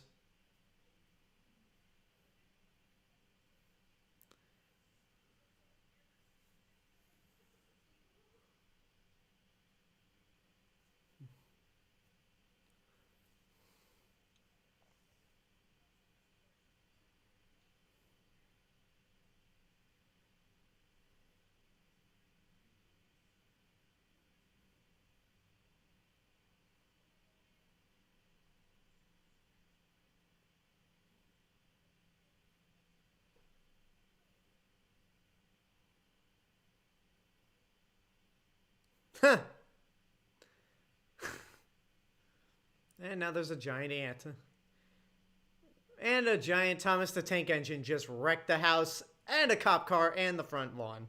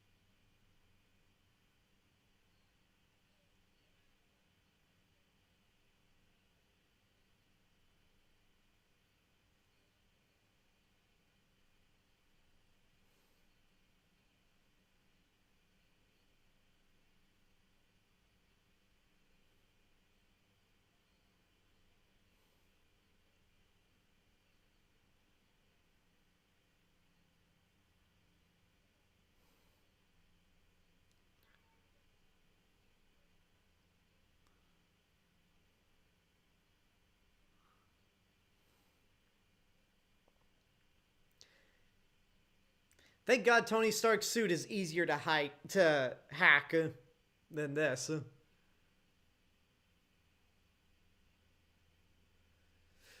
Ooh. Like, that is... If he wasn't in that suit, that'd be a straight up horror show.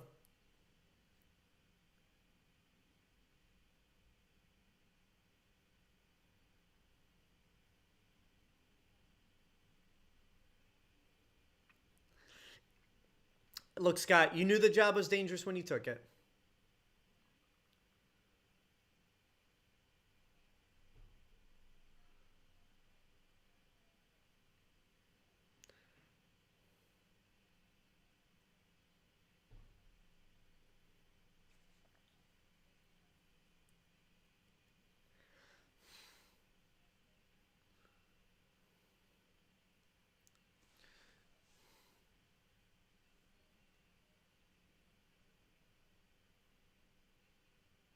This is trippy. And then a year later, Doctor Strange would be like, hold my beer.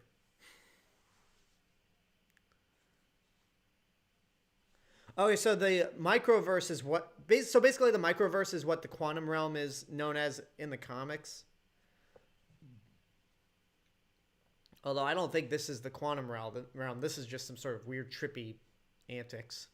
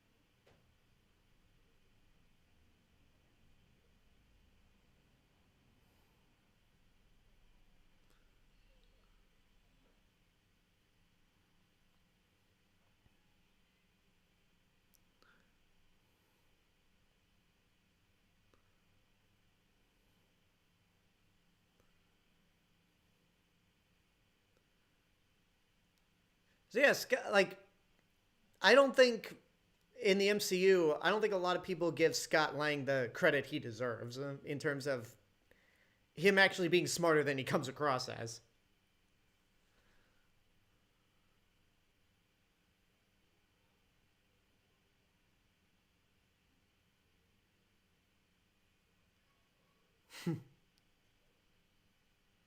Oh, Silence of the Lambs is it's a really disturbing movie. Like, I felt like I wanted to crawl in a hole after watching it for the first time. And the movie's great, but it's just one of those things where you just feel gross.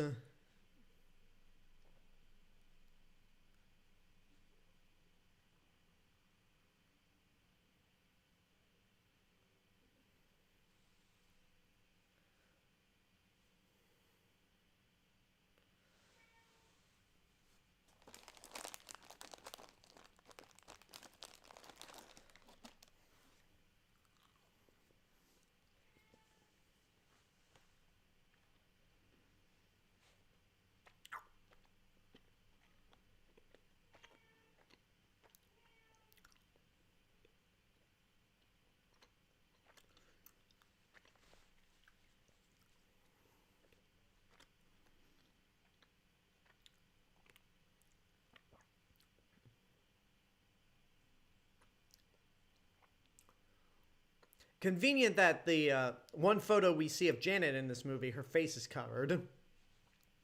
But then again, they didn't know who they were going to cast.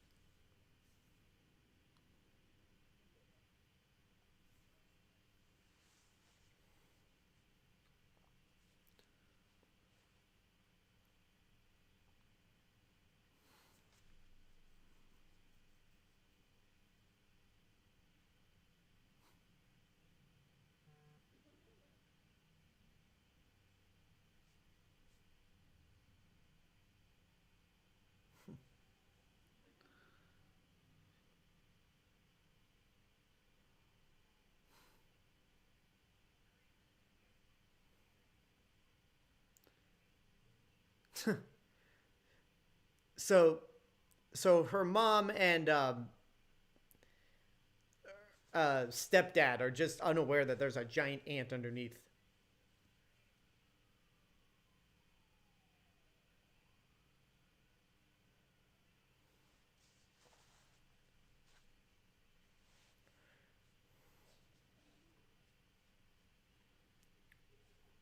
Oh, yeah, here we go again.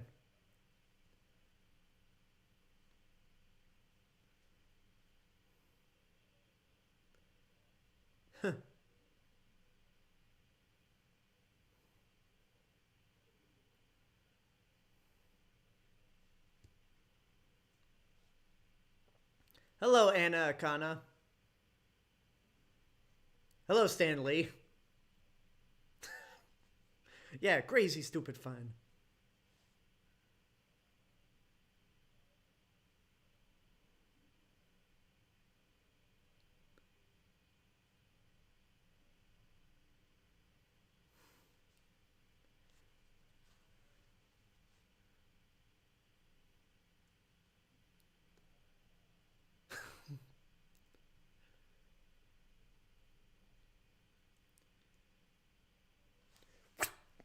That's a foreshadowing for.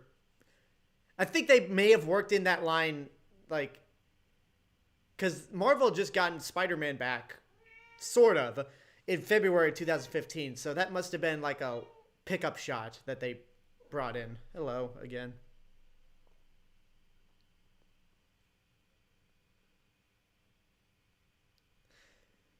That's kind of an awkward way to end the movie, yeah. Um, at least Edgar Wright and Joe Cornish got story credit and a screenplay credit. Yeah, that's such a bizarre way to end the movie, yeah? But it's a perfect setup for Scott Lang to be in Civil War.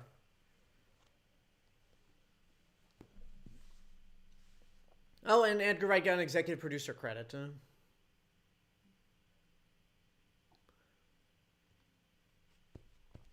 So yeah, that guys, that's Ant-Man. There are two stingers.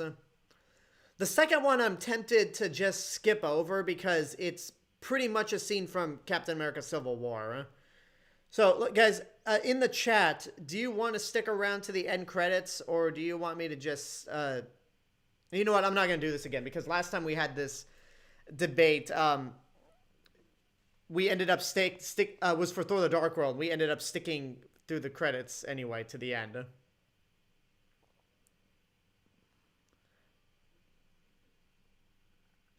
All right, Razorbike, you have a good night. So, folks, let me see if there's any... Let me see if we can stream. We are streaming. All right, am streaming. Let me see if I can... if we can raid anyone.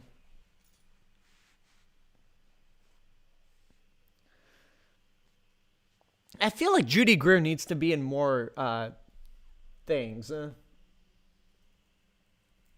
I mean, she has definitely a much bigger role in the newer Halloween movies, so that's good.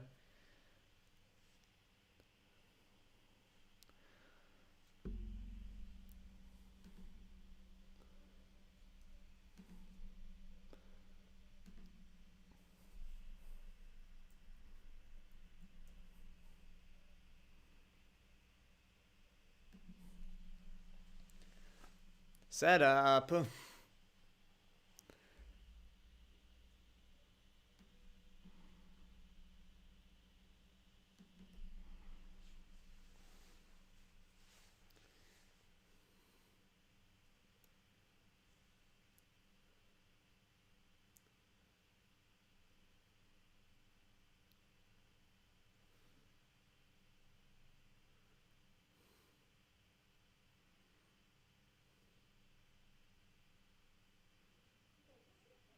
And that's what every Marvel fan's been saying. It's about damn time the Wasp showed up. Yeah, I haven't seen Clockwork Orange. Might try to get around to that one day. Anyway, folks, if you are all on YouTube, and you have a Twitch account, because now it looks like there's only one person watching on Twitch. Nope, there's two. Anyway, why don't you head over to Twitch, and we're going to raid a channel. Let's go ahead and raid, let's go and raid Emma Fife. We'll wait until the credits are done, and then we'll raid the channel.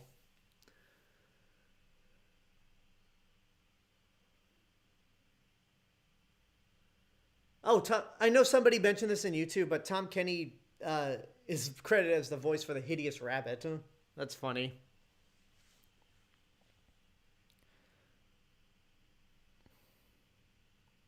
Oh, I didn't realize that this surf music was the Ant-Man theme.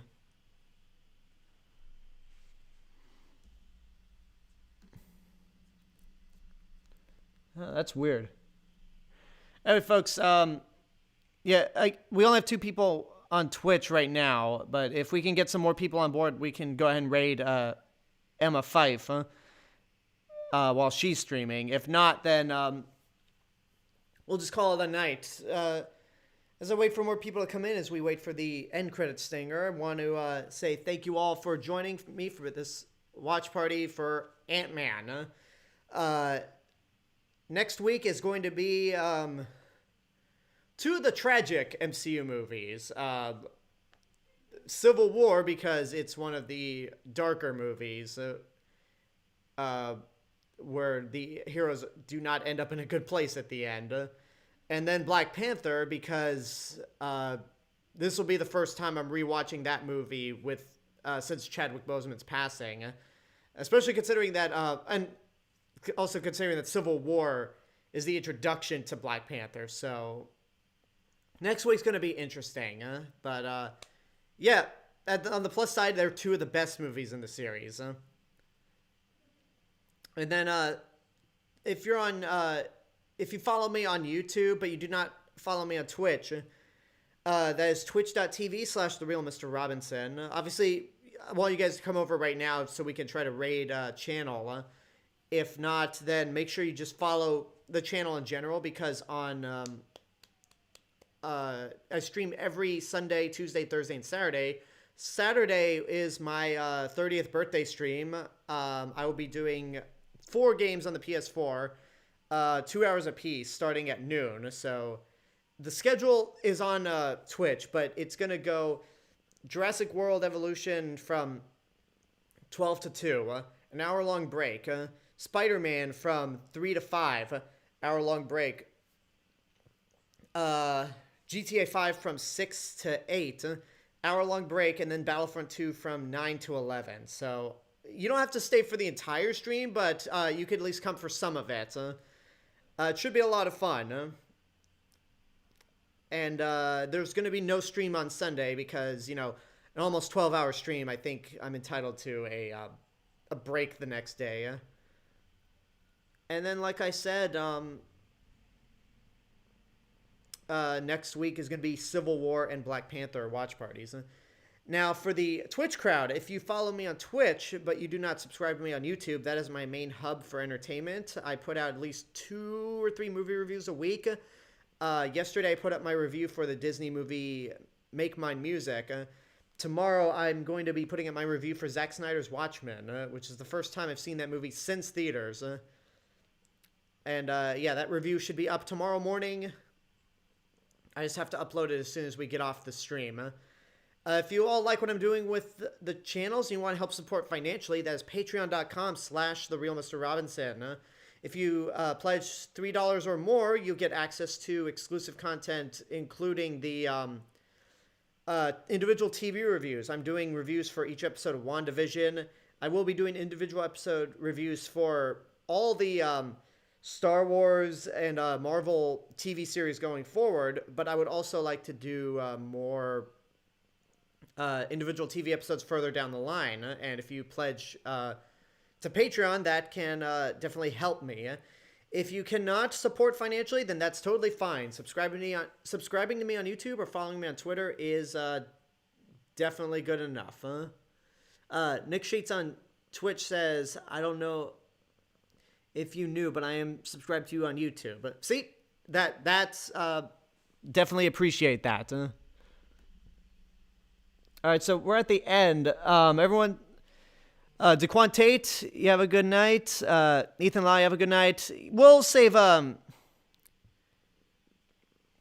yeah, well, we won't raid anyone tonight, because everyone's kind of taking off. We'll save it for, we'll try raid, maybe not, if enough people are watching by the time I finish my stream tomorrow at 11 p.m., then maybe we'll raid somebody whoever's streaming late at night at 11 p.m. on Saturday. If not, then we'll try to raid somebody during the Civil War watch party. Speaking of Civil War, God, that Winter Soldier theme is so eerie.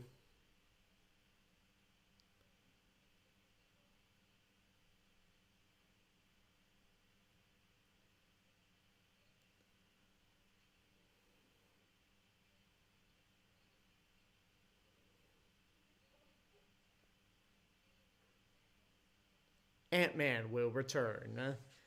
Yeah, that takes care of it for, that's it for Phase 2. And we've already done 2 movies in Phase 3, Captain Marvel and Guardians of the Galaxy Volume 2. Now we just need to finish out Phase 3 and the entire Infinity Saga. Oh, one thing I want to mention. After I finish the Infinity Saga, I will be doing the watch parties. I will be doing a watch party for the Star Wars saga, and by that I mean the prequel trilogy, the original trilogy, and the sequel trilogy. I'm not going to go into it right away, but I will be starting that watch party on May 4th, which I found out not only is Star Wars Day, but it's also on a Tuesday, so that lands perfectly. And that is the day The Bad Batch premieres on Disney Plus. So, yay! I got more Star Wars content to do on Star Wars Day. Hello there, girl with glasses. Yeah, we're at the end of the stream, but we got 3 people on, so maybe it was meant to be. Yes, it was. So yeah, it was absolutely meant to be. So yeah, once we finish Marvel, I'm gonna be taking a break throughout throughout all of April, and then we'll start the Star Wars watch parties on May 4th, and it'll be again every Tuesday and Thursday, like with now. 3 people on Twitch. You know what? Let's just try to raid somebody Tuesday when we do Captain America Civil War. Or, again, if somebody's streaming late tomorrow night and enough people are watching the stream, then we'll try to raid somebody tomorrow. But, yeah, until then, you all have a good night. Take care of yourselves. And until next time, this is The Real Mr. Robinson. Oh, sorry. This is The Real Mr. Robinson telling you there is only one.